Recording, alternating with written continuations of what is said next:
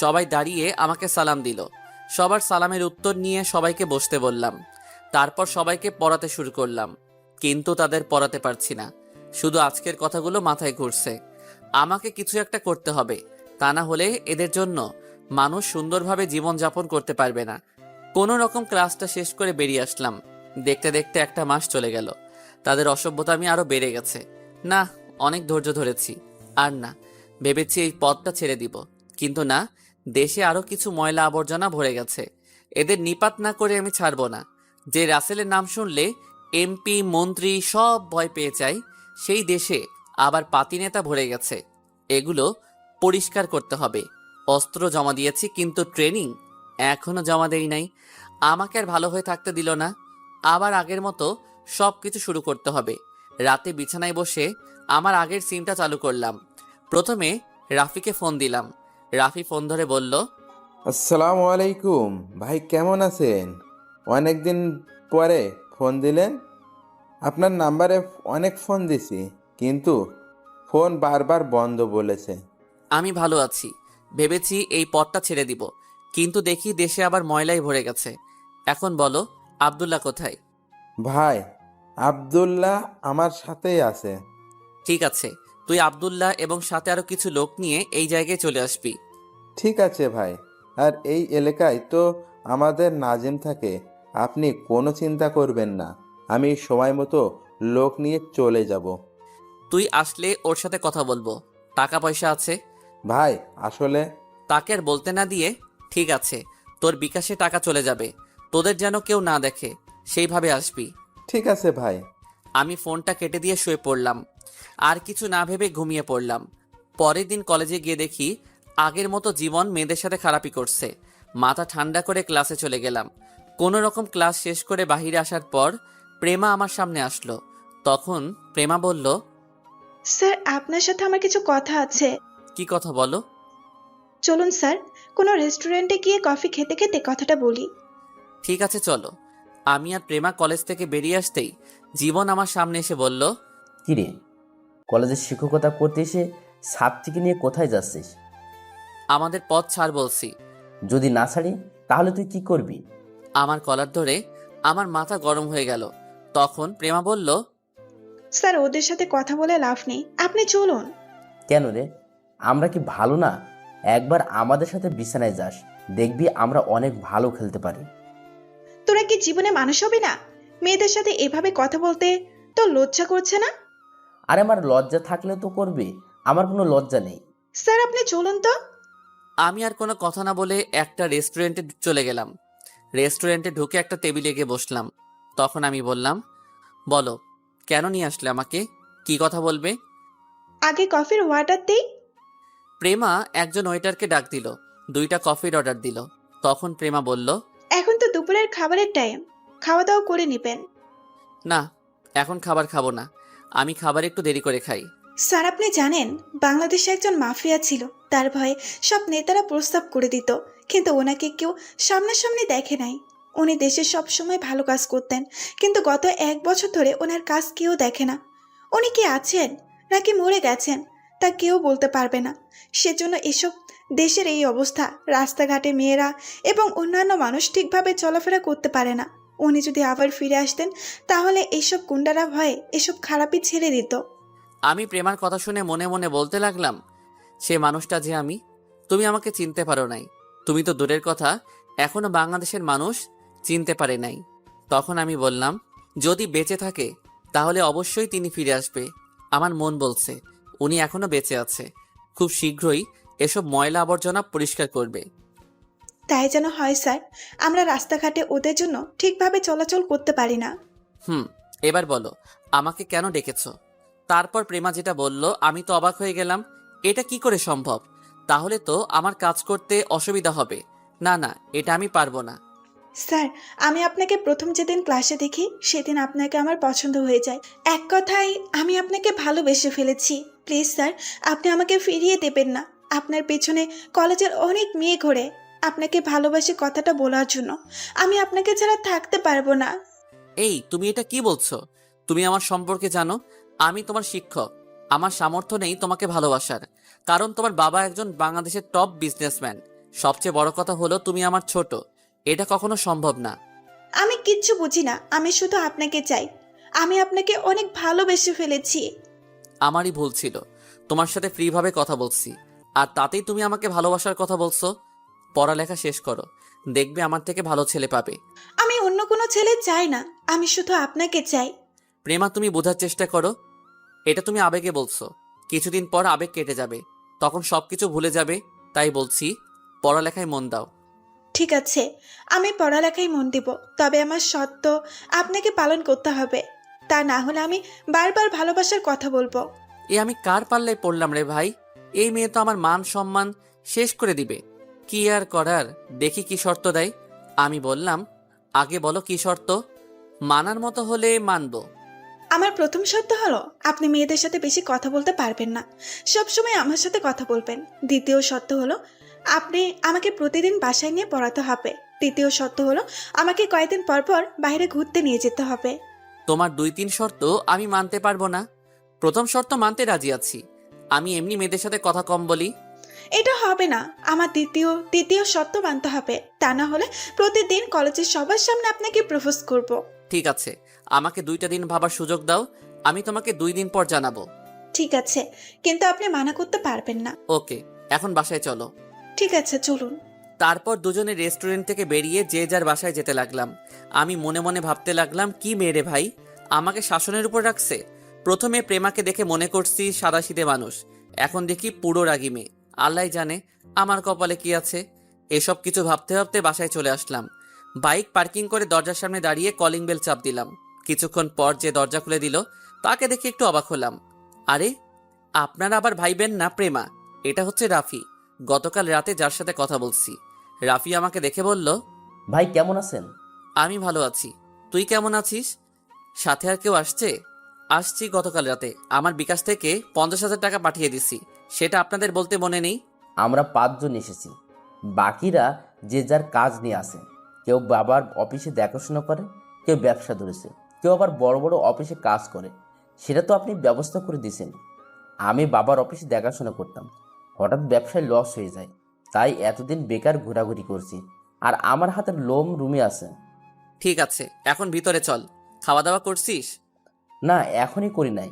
খালা বলেছে খাওয়ার জন্য, কিন্তু আপনার জন্য অপেক্ষা করছি, আমরা একসাথে খাবো বলে।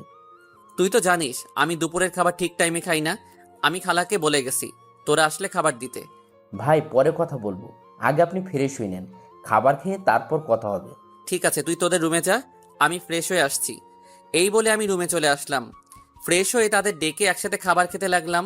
হঠাৎ রাফি বলল, ভাই, আজ 1 বছর পর আপনার সাথে বসে খাবার খাচ্ছি। এখন থেকে নিয়মিত খাবি। আমি একটা কাজে এই জায়গায় শিক্ষক হিসেবে আসছি, কাজটা শেষ হলে নিজের বাসায় ফিরে যাব।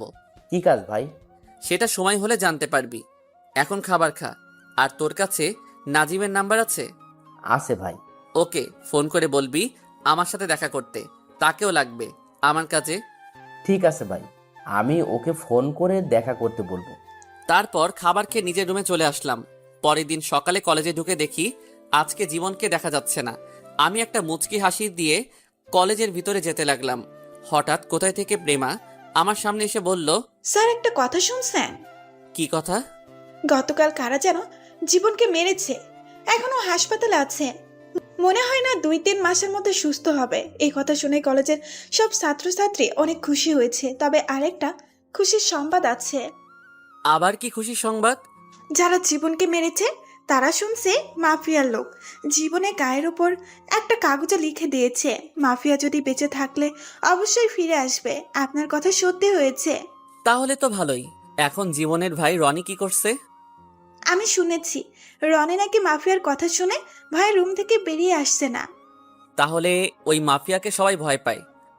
স্যার, আমার অনেক ইচ্ছা ওই মাফিয়াকে একটাবার দেখব, কিন্তু কি করে দেখব? এখনো কেউ ওনাকে দেখতে পায়নি। হয়তো নিজের কোনো সমস্যার কারণে সামনে আসে না। আচ্ছা, এসব কথা বাদ দেন, আমার কথায় এখন কি ভাবছেন? মাত্র তো আজকে একদিন, এখনো কালকের দিন সময় আছে, তারপরে না হয় জানাবো। ঠিক আছে, আপনি এখন ক্লাসে যান, আমি বান্ধবীদের সাথে আসছি। ঠিক আছে। এই বলে আমি প্রিন্সিপাল স্যারের কেবিনে অনুমতি নিয়ে ঢুকলাম। তখন প্রিন্সিপাল স্যার বলল, রাসেল, তুমি এসেছো? আজকে আমি অনেক খুশি। ওই জীবন জানোয়ারকে কারা যেন গতকাল ডান্স পার্টি থেকে তুলে নিয়ে এসেছে, মেরে রনির বাসার সামনে ফেলে গেছে। আমি সব শুনেছি স্যার। আমার ছাত্রী প্রেমা আমাকে কলেজে আসার পর বলছে। আর শুনেছি মাফিয়া নাকি ওকে মেরেছে। তুমি ঠিকই শুনেছো। ওই মাফিয়াকে একটাবার যদি দেখতাম তাহলে ওনার পা ধরে সালাম করতাম। আমারও অনেক শখ স্যার ওই মাফিয়াকে একটাবার দেখার। তুমি কেন? এই বাংলাদেশের সবারই ইচ্ছে ওই মাফিয়াকে একটাবার দেখবে। সে মাফিয়া সবসময় মানুষের বিপদে পাশে দাঁড়ায়। আজ 1 বছর পর আবার ফিরে এসেছে। ঠিকই বলছেন স্যার। সবাই ওই মাফিয়ার জন্য দোয়া করবেন, যেন সফলভাবে সব কাজ করতে পারে। তার পরিবারের জন্য দোয়া করবেন। কালকে তো শুক্রবার, আমি কালকে ওই মাফিয়ার জন্য মসজিদে মিলাদ পড়াবো। আল্লাহ যেন ওর মতো ছেলে সবার ঘরে দেয়। ঠিক আছে স্যার, আমি এখন ক্লাসে যাই। ঠিক আছে, যাও। আমি প্রিন্সিপাল স্যারকে সালাম দিয়ে কেবিন থেকে বেরিয়ে ক্লাসের ভিতরে চলে গেলাম। ক্লাসের ভিতরে ঢুকে দেখি আজকে সকল ছাত্রছাত্রী খুশি। আমাকে দেখে সবাই দাঁড়িয়ে সালাম দিল। তখন আমি সবার উদ্দেশ্যে বললাম, কি ব্যাপার, তোমরা মনে হয় আজকে অনেক খুশি? যদিও জানি তারপরেও ওদের থেকে শুনতে চাই। হঠাৎ রোজা দাঁড়িয়ে বলল, স্যার, সবাই খুশি এর কারণে জীবন হাসপাতালে আছে, তাকে কারা যেন মারছে। স্যার, ওর মতো জানোয়ারকে বাঁচিয়ে রেখে ভুল করছে। এখন যদি সুস্থ হয়ে আমাদের সাথে আবার অসভ্যতামি করে।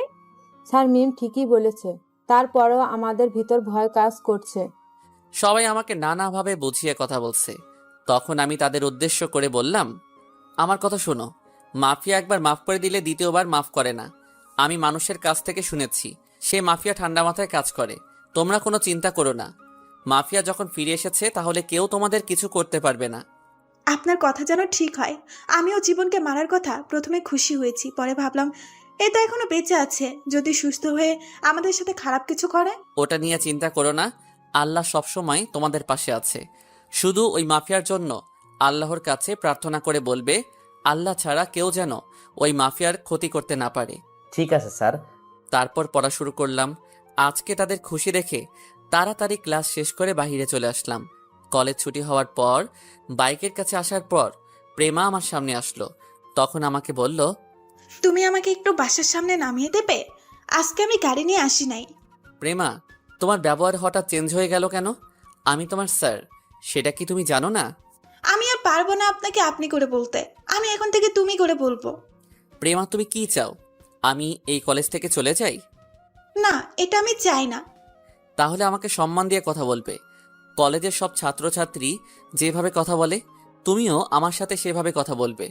দূর স্যার, আমি আপনার সাথে এতক্ষণ মজা করছি। আমি চেয়েছি আপনাকে তুমি করে বললে আপনি কেমন রিয়াক্ট করেন। আমি কি তোমার ছোট যে আমার সাথে মজা করবে? এমন মজা আর কখনো করবে না। সরি স্যার, আমার ভুল হয়ে গেছে। It's okay. প্লিজ স্যার, আমাকে একটু বাসার সামনে নামিয়ে দেন। আমার গাড়ি নষ্ট হয়ে গেছে। ঠিক আছে চলো, কিন্তু কোনো দুষ্টুমি করতে পারবে না। ঠিক আছে, করব না। আমি বাইকে ওঠার পর প্রেমা উঠল। তখন আমাকে বলল, স্যার, আমি তো কখনো বাইকে উঠি নাই, এখন তো আপনাকে ধরতে হবে। ঠিক আছে, তুমি আমার ঘাড়ে হাত দাও। আমার কথা মতো প্রেমা আমার ঘাড়ে হাত রাখলো। প্রেমার হাত ঘাড়ে দেওয়ার পর শরীর দিয়ে হঠাৎ বিদ্যুৎ বয়ে গেছে। এই প্রথম কোনো মেয়েকে বাইকে করে নিয়ে যাচ্ছি। আমি বাইক চালাতে লাগলাম। তখন প্রেমা বলল, স্যার, আপনার আব্বু কি করে? সেটা জেনে তুমি কি করবে? এমনি জিজ্ঞেস করলাম আর কি, বলুন না স্যার। আমার আব্বু কিছুই করে না। বড় বোন তার জামাইয়ের সাথে থাকে। আমার টাকা দিয়ে আব্বু আম্মু চলে। আমি মনে মনে বললাম, আমার বাবার যা কিছু আছে তার 10 ভাগের 1 ভাগ তোমার বাবার নেই। ও, আপনার অনেক কষ্ট হয় না স্যার? আমার কোনো কষ্ট হয় না। আল্লাহ দিলে মা বাবাকে নিয়ে আমি অনেক সুখে আছি। প্রেমা মনে মনে বলে, তাহলে আমাকে বিয়ে করে নাও। আমাকে বিয়ে করলে তোমার কোনো কিছুর অভাব থাকবে না। ও স্যার, আমার বাসায় চলে আসছে, এটাই আমাদের বাসা। আমি বাইক তাদের বাসার সামনে দাঁড় করালাম। প্রেমা বাইক থেকে নেমে বলল, স্যার, আমাদের বাসায় আসুন। আজকে যাব না, অন্য একদিন যাব। এটা কেমন করে হয়? বাসার সামনে থেকে চলে যাবেন? রাগ করো না, আরেকদিন ঢুকবো বাসার ভিতরে। আমার বাসায় একটু কাজ আছে। কাজ থাকলে তো আর জোর করা যাবে না, তবে আমার একটা রিকোয়েস্ট রাখবেন। কি রিকোয়েস্ট বলো? আপনি একটু চোখটা বন্ধ করুন। ঠিক আছে, করলাম। আমি চোখ বন্ধ করার পর প্রেমা এমন কিছু করবে সেটা আমি কখনো ভাবিনি। আমি চোখ বন্ধ করার সাথে সাথে প্রেমা আমার গালে একটা চুমু দিয়ে দৌড় দিয়ে ভিতরে চলে গেল। প্রেমা এটা কি করলো? আমি তো কিছুই বুঝতে পারলাম না। আমি আর কোনো কিছু চিন্তা না করে বাসায় যেতে লাগলাম। এবার আপনাদের আসল ঘটনা খুলে বলি। গতকাল রাতে নাজিম আমার সাথে দেখা করে। জীবনের কথা ওকে জিজ্ঞেস করলে সে আমাকে অনেক কিছু খুলে বলে। তারপর আমি নাজিম আর রাফিকে বলছি জীবনকে রাতে একটু আদর করে আসতে। এমন আদর করতে বলছি যেন 2-3 মাস আগে সুস্থ না হয়। আর একটা কাগজে লিখে দিতে বলছি মাফিয়া ইজ ব্যাক। এটা যেন রনি দেখতে পায়। আর এই এলাকার সবাই যেন বুঝতে পারে মাফিয়া তাদের এলাকায় আছে, তাই ওরা চিন্তামুক্ত থাকতে পারবে। এই ছিল গতকাল রাতের কাহিনী। আপনাদের সাথে কথা বলতে বলতে বাসায় চলে আসলাম। কলিং বেল চাপ দেওয়ার পর খালা এসে দরজা খুলে দিল। রাফি এবং তার গুলোকে একটা জায়গায় পাঠিয়েছি, তাই ওরা বাসায় নেই। নিজের রুমে এসে ফ্রেশ হয়ে দুপুরের খাবার খেয়ে রুমে চলে আসলাম। হঠাৎ দেখি মোবাইল ফোন বাজতে আছে।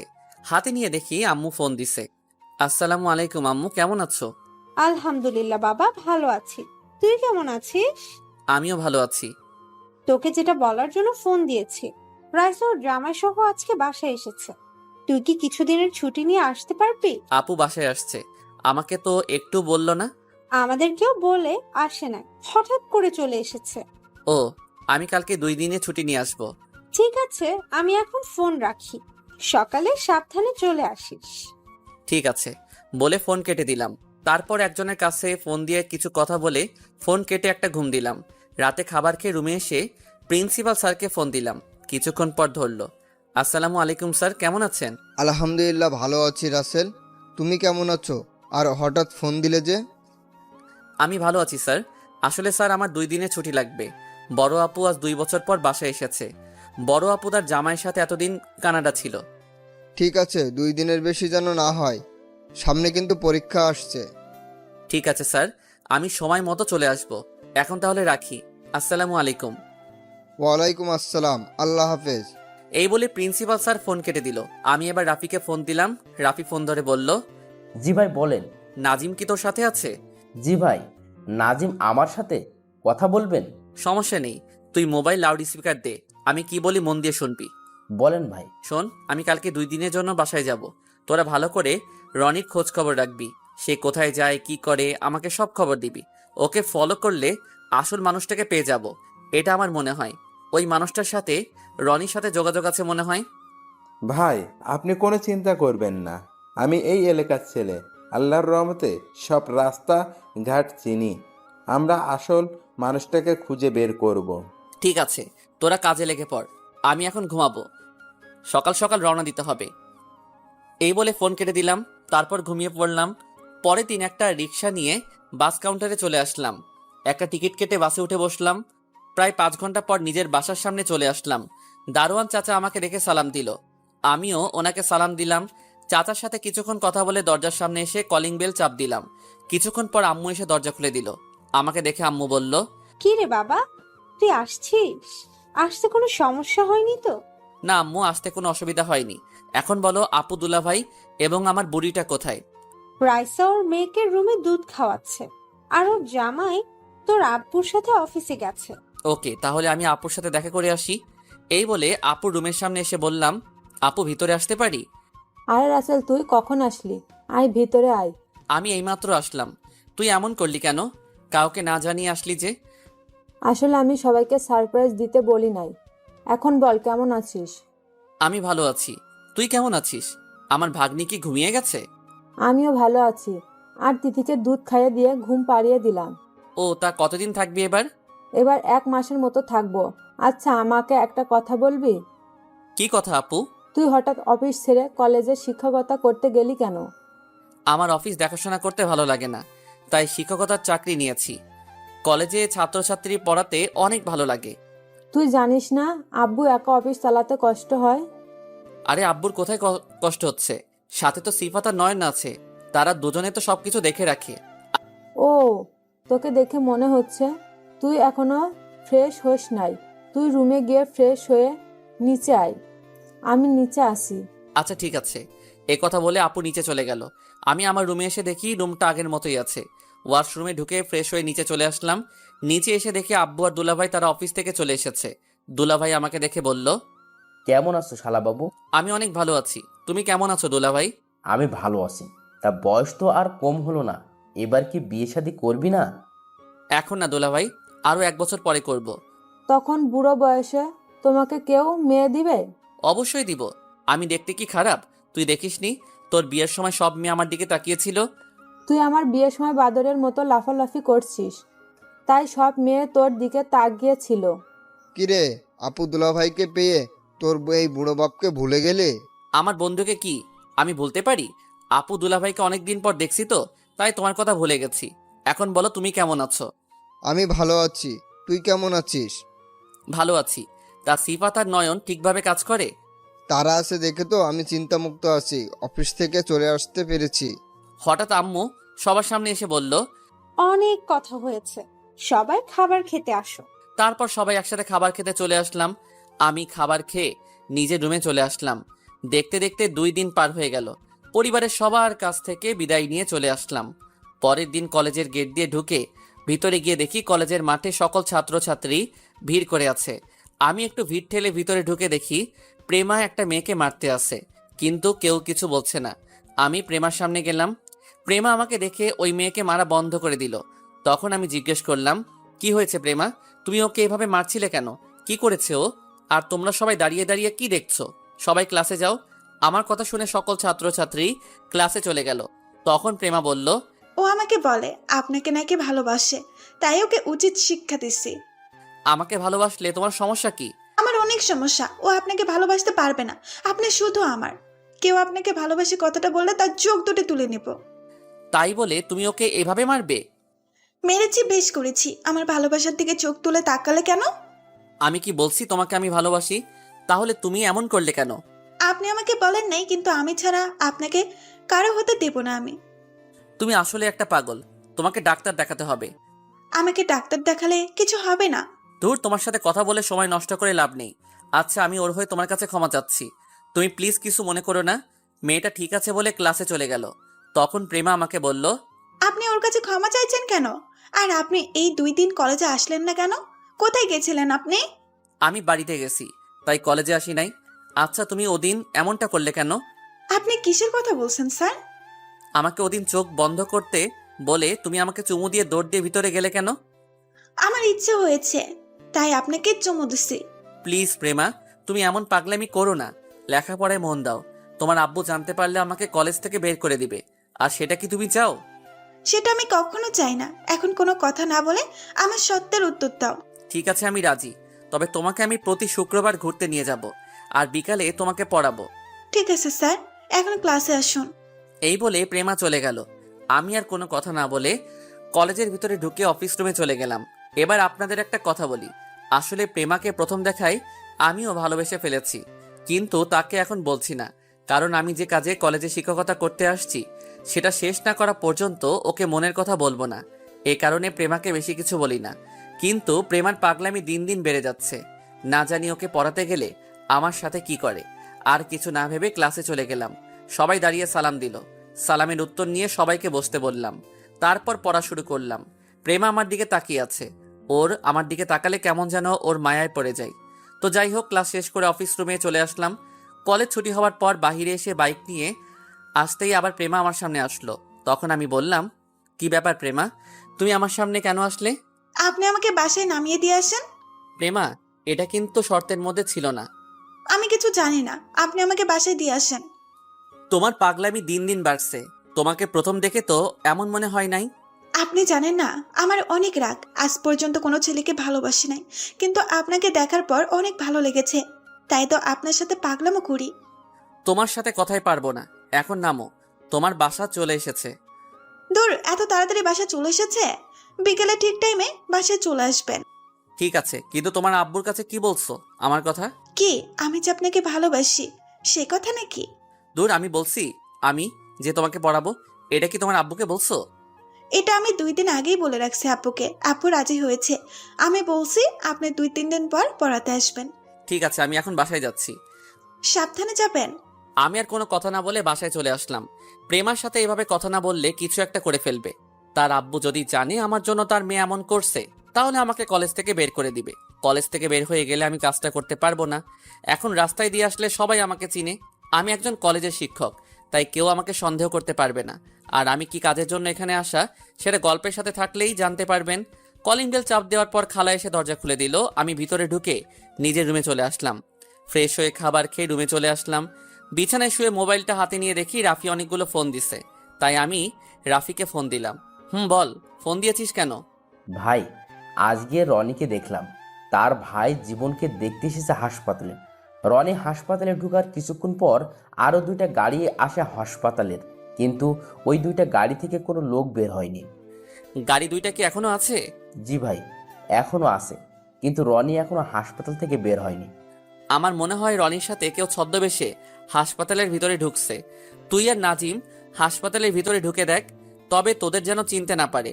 ঠিক আছে ভাই, আমরা ভিতরে ঢুকে পরে আপনাকে সব কিছু জানাবো। এ বলে রাফি ফোন কেটে দিল। আমি মোবাইলটা বালিশের পাশে রেখে একটা ঘুম দিলাম। বিকেলে ঘুম থেকে উঠে ফ্রেশ হয়ে বাইক নিয়ে প্রেমাদের বাসায় চলে আসলাম। কলিং বেল চাপ দেওয়ার পর কাজের বুয়া এসে দরজা খুলে দিল। তখন আমাকে বলল, আপনি কে, কাকে চান? জি আমি এই বাড়ির মালিকের মেয়েকে পড়াতে আসছি। ঠিক আছে, ভিতরে আসুন। আমি ভিতরে ঢুকে দেখি একজন বাবার বয়সী লোক সোফায় বসে কফি খাচ্ছে আর পেপার পড়ছে। দেখে মনে হচ্ছে প্রেমার আব্বু। তখন আমি ওনাকে সালাম দিলাম, আসসালামু আলাইকুম। ওয়ালাইকুম আসসালাম। তুমি কে? তোমাকে তো চিনতে পারলাম না। আসলে আঙ্কেল, প্রেমা আমাকে আসতে বলল। আমি হচ্ছি ওর কলেজের শিক্ষক। ও, তার মানে তুমি রাসেল। প্রেমা আমাকে তোমার কথা বলেছে। তা তুমি কেমন আছো? বাসার সবাই কেমন আছে? জি আলহামদুলিল্লাহ, আমি ভালো আছি। বাড়ির সবাই ভালো আছে। তো আপনি কেমন আছেন আঙ্কেল? আমি ভালো আছি। যাও, প্রেমা তার রুমে আছে। আঙ্কেল, ওর রুম কোনটা? আমি তো চিনি না। উপরে গিয়ে হাতের ডান পাশের রুমটা প্রেমার। Okay uncle. এই বলে আমি উপরে চলে আসলাম। আঙ্কেলের কথা মতো রুমের সামনে গিয়ে দরজায় টোকা দিলাম, কিন্তু প্রেমার কোনো কথা বলছে না। তাই আর কিছু না ভেবে রুমের ভিতরে ঢুকে গেলাম। রুমে ঢুকিয়ে চারপাশে তাকিয়ে আমি তো পুরো অবাক হয়ে গেলাম। দেখি আমার ছবি প্রেমার রুমের চারপাশে সাজিয়ে রেখেছে। কিন্তু প্রেমা এই ছবিগুলো কোথায় থেকে তুললো? আমার মাথায় তো কিছুই আসছে না। হঠাৎ ওয়াশরুম থেকে প্রেমা বেরিয়ে আসলো। তাকে দেখে আমি সাথে সাথে চোখ বন্ধ করে ফেললাম। প্রেমা আমাকে দেখে বলল, আরে স্যার, আপনি চোখ বন্ধ করলেন কেন? তুমি বুঝো না আমি চোখ কেন বন্ধ করছি? বুঝলে কি আর আপনাকে বলতাম স্যার। তুমি আগে জামা কাপড় চেঞ্জ করো, আমি রুম থেকে বেরিয়ে যাচ্ছি। জামা কাপড় পরা হলে আমাকে ডাক দিও। বলে যেই না রুম থেকে বেরিয়ে আসবো, তখন প্রেমা যেটা করলো সেটা আমি কখনো কল্পনাও করতে পারি নাই। আমি বের হয়ে আসতেই প্রেমা আমাকে জড়িয়ে ধরে ঠোঁটের সাথে ঠোঁট লাগিয়ে দিল। আমি তাকে ছাড়তে চাইছি, কিন্তু প্রেমা আমাকে জোর করে কিস করতে লাগলো। অনেক জোরাজোরি করে 2 মিনিট পর প্রেমার থেকে ছাড়া পেলাম। প্রেমা, তুমি এটা কি করলে? তুমি ভুলে যেও না আমি তোমার শিক্ষক। আমি নিজেকে কন্ট্রোল রাখতে পারি নাই আপনার ঠোঁটের দিকে তাকিয়ে। তাই বলে তুমি আমাকে এভাবে কিস করবে? করেছি, বেশ করেছি, কারণ আমি আপনাকে ভালোবাসি। তুমি এ কারণে আমাকে বাসায় এসে তোমাকে পড়াতে বলছো? ঠিক ধরেছেন। তুমি এরকম করলে আমি তোমাকে পড়াতে আসবো না। সেটা আপনি কখনো করবেন না স্যার। মানে, তুমি কি বলতে চাও? মানে হলো, আপনিও আমাকে ভালোবাসেন। তুমি এটা ভুল ভাবছো। আমি তোমাকে ভালোবাসি না। মনে মনে বললাম, তোমাকে তো প্রথম দেখায় ভালোবেসে ফেলেছি। যদি আপনি আমাকে ভালো না বাসতেন, তাহলে আমার এরকম অত্যাচার সহ্য করতেন না। তুমি আমার ছাত্রী, তাই তোমাকে কিছু বলি না। আমি জানি তুমি এসব আবেগে করছো। কিছুদিন পর এমনি ঠিক হয়ে যাবে। আমি এসব আবেগে করছি না। আচ্ছা, আপনি আমার চোখের দিকে তাকিয়ে বলুন তো, আপনি আমাকে পছন্দ এবং ভালোবাসেন না? তুমি একটু বেশি কথা বলছো। তাড়াতাড়ি জামা কাপড় চেঞ্জ করে পড়তে বসো। এখন কথা ঘোরাচ্ছেন কেন? সত্যি করে বলুন তো, আপনি আমাকে মনের কথা খুলে বলছেন না কেন? আমি তোমাকে ভালোবাসি না, তারপরেও তুমি কেন এমন করছো? আমি কিন্তু এখন চলে যাব। ঠিক আছে, আমি জামা কাপড় চেঞ্জ করছি, আপনি বাইরে গিয়ে দাঁড়ান। আমি আর কোনো কথা না বলে রুম থেকে বেরিয়ে আসলাম। মনে মনে বললাম, খাচ্চুন্নি আমার মনের কথা কিভাবে বুঝতে পারলো? কিছুক্ষণ পর প্রেমা রুমে যেতে বলল। রুমে গিয়ে দেখি প্রেমা পড়ার টেবিলে বসে আছে। আমি একটা বই হাতে নিয়ে তাকে পড়াতে লাগলাম। প্রেমা তো পড়ছে না, সারাক্ষণ আমার দিকে তাকিয়ে আছে। কোনো রকম পড়ায় তার আব্বুকে বলে বাসা থেকে বেরিয়ে আসলাম। পড়াতে পড়াতে প্রায় সন্ধ্যা হয়ে গেছে। কিছুক্ষণ পর বাসায় চলে আসলাম। বাসায় এসে ওয়াশরুমে ঢুকে ফ্রেশ হয়ে বেরিয়ে এসে দেখি মোবাইল বাজতে আছে। মোবাইল হাতে নিয়ে দেখি আননোন নাম্বার। 2-3 বার রিং হওয়ার পর ধরলাম। তখন ওই পাশ থেকে একটা মেয়েলি কণ্ঠে বলল, আসসালামু আলাইকুম স্যার, কেমন আছেন? ঠিকমতো বাসায় গেছেন? ওয়ালাইকুম আসসালাম, ভালো আছি, মাত্র বাসায় আসলাম। এখন বলো, আমার নাম্বার কোথায় পেয়েছো? আপনার মোবাইল থেকে নিয়ে এসেছি স্যার। আমার মোবাইল তো আমার সাথেই ছিল, তুমি কিভাবে নিলে? আরে আমি যখন জামা কাপড় চেঞ্জ করব, তখন আপনি মোবাইল আমার রুমে রেখে বাইরে গেছেন, তখন আপনার মোবাইল থেকে নাম্বার নিচ্ছি। কিন্তু আমার মোবাইল তো লক করা ছিল, তুমি নিলে কেমন করে? স্যার আপনি কি নাম দিয়ে মোবাইল লক করছেন সেটা আমি জানি, এখন বলেন আমার নাম দিয়ে লক করছেন কেন, এবং আমার ছবি মোবাইলে সেভ করে রেখেছেন কেন? এই যা, প্রেমা তাহলে সবকিছু জেনে গেছে। আসলে একদিন লুকিয়ে প্রেমার একটা ছবি তুলছি, সেটা মোবাইলের সামনে সেভ করে রেখেছি, আর প্রেমার নাম দিয়ে মোবাইল লক করছি। তখন আমি বললাম, আচ্ছা তাহলে তুমি আমাকে বলো, তুমি জানলে কেমন করে আমি যে তোমার নাম দিয়ে লক করে রেখেছি? আমার ছবি প্রোফাইলে দেখে বুঝতে পারলাম আপনি আমাকে ভালোবাসেন, তখন লক খুলতে প্রথমে আপনার নাম দিচ্ছি, কিন্তু কোনো কাজ হলো না। তার মনে মনে বলি আমার নাম দিয়ে দেখি, তখন আমার নাম দেওয়ার সাথে সাথে লক খুলে গেল। এই তো, যখন ভালোবাসেন তাহলে বলছেন না কেন? আসলে তোমাকে প্রথম যেদিন দেখি সেদিনই তোমাকে ভালোবেসে ফেলেছি। পরে ভাবলাম তুমি আমার ছাত্রী, এটা কি তোমার আব্বু আম্মু মেনে নিবে, তাই তোমাকে বলি নাই। আজ পর্যন্ত কোনো মেয়েকে আমার ভালো লাগে নাই, একমাত্র তোমাকে দেখে আমার অনেক ভালো লাগে। প্লিজ আপনি আমার সাথে একটাবার দেখা করতে পারবেন? কিছুক্ষণ আগেই তো তোমার বাসা থেকে আসলাম, এখন আবার কেন যাব? আসলে দেখতে পাবেন, প্লিজ আপনি না করবেন না। যদি তোমার আব্বু আম্মু কিছু বলে তখন কি বলবো? সেটা নিয়ে আপনাকে ভাবতে হবে না, আমি দরজার সামনে আপনার জন্য অপেক্ষা করব, আর আমি আব্বু আম্মুকে অন্য কিছু বলে মানিয়ে নেব। ঠিক আছে, আমি আসছি, এই বলে ফোন কেটে দিলাম। তারপর একটা জামা গায়ে দিয়ে খালার কাছে বলে বাসা থেকে বেরিয়ে আসতেই মোবাইলটা বেজে উঠল। মোবাইলের দিকে তাকিয়ে দেখি রাফি ফোন করছে। তখন আমি কল রিসিভ করে বললাম, বলো রাফি। ভাই, আপনি একটু আমাদের সাথে দেখা করতে পারবেন? অনেক জরুরি কথা আছে। কি কথা বলো? ভাই, কথাগুলো সামনাসামনি বললে ভালো হবে। ঠিক আছে, তুমি লোকেশন ত্যাগ করো, আমি আসছি। ঠিক আছে ভাই। আমি ফোনটা কেটে দিয়ে প্রেমাকে ফোন দিলাম। প্রেমা কল রিসিভ করার পর আমি বললাম, প্লিজ তুমি রাগ করো না, আমার হঠাৎ একটা কাজে এক জায়গায় যেতে হবে, তোমার সাথে কালকে বিকেলে পড়ার সময় দেখা হবে। আচ্ছা ঠিক আছে। এই বলে প্রেমা কল কেটে দিল। আমি জানি প্রেমার মনটা খারাপ হয়ে গেছে। কি করব আমি? আমি যে কাজে আসছি সেটা শেষ তো করতে হবে। আমি মোবাইলে লোকেশন দেখে রাফির জায়গায় মতো চলে আসলাম। আমি গিয়ে দেখি রাফি আর নাজিম এবং তাদের সাথে কিছু লোক দাঁড়িয়ে আছে। আমি তাদের সামনে যাওয়ার পর আমাকে সালাম দিল। তখন রাফি বলল, ভাই, আপনি যাকে খুঁজতে এসেছেন তাকে আমরা পেয়ে গেছি। আপনার কথা মতো আমরা হাসপাতালের ভিতরে ছদ্মবেশে ঢুকেছি। জীবনের কেবিনের সামনে গিয়ে দরজা হালকা সরিয়ে ওই লোকটাকে দেখলাম জীবনের সাথে কথা বলছে। ওই লোক রনির সাথে হাসপাতালে ঢুকেছে। পরে যে দুইটা গাড়ি এসেছে ওই দুটা খালি গাড়ি ছিল এবং ওই লোকটার ছিল। এখনও আপনাদের ওই লোকটার নাম বলছি না, কারণ তাকে সামনাসামনি ধরার পর নাম বলবো, তাই কথায় কথায় ওই লোকটা বললাম। তো যাই হোক, গল্পে আসি। এখন ওরা কোথায়? ভাই, আমরা ওই লোকটাকে দেখার পর হাসপাতাল থেকে বাইরে চলে আসি। তারপর বের হওয়ার জন্য অপেক্ষা করতে লাগলাম।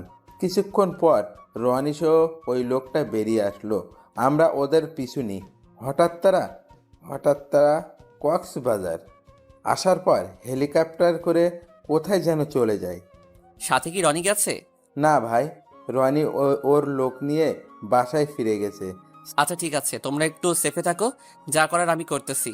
আমি বাসায় যাচ্ছি, কোনো খবর পেলে আমাকে জানাবে। ওকে ভাই। তাদের থেকে বিদায় নিয়ে বাসায় চলে আসলাম। রাতের খাবার খেয়ে বিছানায় শুয়ে একজনের সাথে কিছু কথা বলে প্রেমাকে ফোন দিলাম, কিন্তু প্রেমার মোবাইল বন্ধ বলছে। মনে হয় আমার উপরে রাগ করে মোবাইলটা বন্ধ করে রেখেছে। দেখতে দেখতে 15 দিন চলে গেল। প্রেমা এখন আমার সাথে কথা বলে না, আমাকে এড়িয়ে চলে, কিন্তু কোনো মেয়ের সাথে কথা বললে চোখ মুখ লাল করে ফেলে। আমি জানি প্রেমা আমার উপর অভিমান করে আছে, আর আমিও বেশি জোর করছি না, কারণ সামনে তাদের পরীক্ষা চলে এসেছে। প্রেমা এখন পড়ালেখায় মন দিছে, পরীক্ষা শেষ হোক তারপর ওকে সবকিছু খুলে বলবো। হঠাৎ মোবাইল ফোনটা বেজে উঠলো। আমি মোবাইলটা রিসিভ করার পর ওই পাশ থেকে বলল, রাসেল, ওই শালাকে খুঁজে পেয়েছি। এখন কি তাকে ধরবো? না, রনি আর ওকে একসাথে ধরবো। এখন কিছু করা যাবে না, আগে পরীক্ষা শেষ হোক তারপর অ্যাকশনে যাব। ঠিক আছে, তুই যেটা বলবি সেটাই হবে। এখন কি করিস? খাওয়া দাওয়া করে রুমে এসে বিছানায় শুয়ে মোবাইল টিপতে আসি। ঠিক আছে, তুই ভালো থাকিস, পরে কথা হবে। ওকে, তুইও ভালো থাকিস। আল্লাহ হাফেজ। এই বলে ফোন কেটে দিয়ে ঘুমিয়ে পড়লাম। পরের দিন কলেজ গেট দিয়ে ঢুকে ভিতরে গিয়ে দেখি প্রেমা একটা ছেলের সাথে দাঁড়িয়ে হেসে হেসে কথা বলছে। এটা দেখে বুকের বাম পাশে কামড় দিয়ে উঠল। প্রেমা আমাকে দেখে ওই ছেলের হাত ধরে কথা বলছে। আমি ওদের থেকে চোখ সরিয়ে অফিস রুমে চলে গেলাম। প্রিন্সিপাল স্যারের সাথে কিছুক্ষণ কথা বলে ক্লাসে চলে আসলাম। ক্লাসে ঢুকে দেখি প্রেমা আর ওই ছেলে একসাথে বসে হেসে হেসে কথা বলছে। আমি ক্লাসে ঢোকার পর ওই ছেলেটা তার সিটে গিয়ে বসলো। আমি কোনো কথা না বলে পড়াতে শুরু করলাম। ও, আপনাদের তো একটা কথা বলতে ভুলে গেছি। প্রেমাকে পরের দিন পড়াতে যাওয়ার পর প্রেমা আমাকে আসতে মানা করে দিছে। আর আমার জন্য ভালো হয়েছে, তাকে পড়াতে গেলে আমি কাজের কথা ভুলে যাই। আমি এর ফাঁকে প্রায় কাজটা এগিয়ে ফেলছি, শুধু এখন সময়ের অপেক্ষা। পড়ার ফাঁকে ফাঁকে প্রেমার দিকে তাকিয়ে দেখি, কিন্তু প্রেমা আমার দিকে তাকাচ্ছে না। তার মানে কি প্রেমা আমাকে এখন আর ভালোবাসে না? আমাকে কলেজ ছুটি হওয়ার পর প্রেমার সাথে কথা বলতে হবে। কোনো রকম ক্লাস শেষ করে বেরিয়ে আসলাম। তারপর আরও অন্য ক্লাসগুলো শেষ করলাম। কলেজ ছুটি হওয়ার পর বাহিরে আসার পর দেখি প্রেমা আর ওই ছেলেটা বেরিয়ে আসতে আসছে। তখন আমি তাদের সামনে গিয়ে বললাম, প্রেমা, তোমার সাথে আমার কিছু কথা আছে। স্যার, আমি কি থাকবো নাকি চলে যাব? তুমি চলে যাও। ঠিক আছে প্রেমা, তুমি থাকো, আমি বাসায় গেলাম। না ফারহান, দুজনে একসাথে যাব। স্যার, আপনি কি কথা বলবেন বলুন? আমি তোমার সাথে একা কথা বলতে চাই। স্যার, আমার হাতে সময় নেই, আমার বাসায় যেতে হবে, আপনি তাড়াতাড়ি বলুন। ঠিক আছে, যেহেতু তোমার তাড়া আছে তাহলে আর বলবো না, তুমি যেতে পারো। প্রেমা আর কোনো কথা না বলে ফারহানের সাথে কলেজ থেকে বেরিয়ে গাড়ি নিয়ে বাসায় চলে গেল। প্রেমার কথাগুলো শুনে অনেক কষ্ট পেলাম। আমি আর দাঁড়িয়ে না থেকে বাসায় চলে আসলাম। কোনো রকম আজকের দিনটা শেষ করলাম। পরের দিন কলেজ গেট দিয়ে ঢুকে সামনে যেটা দেখলাম সেটার জন্য আমি একদম প্রস্তুত ছিলাম না। আরে আপনারা খারাপ কিছু ভাববেন না।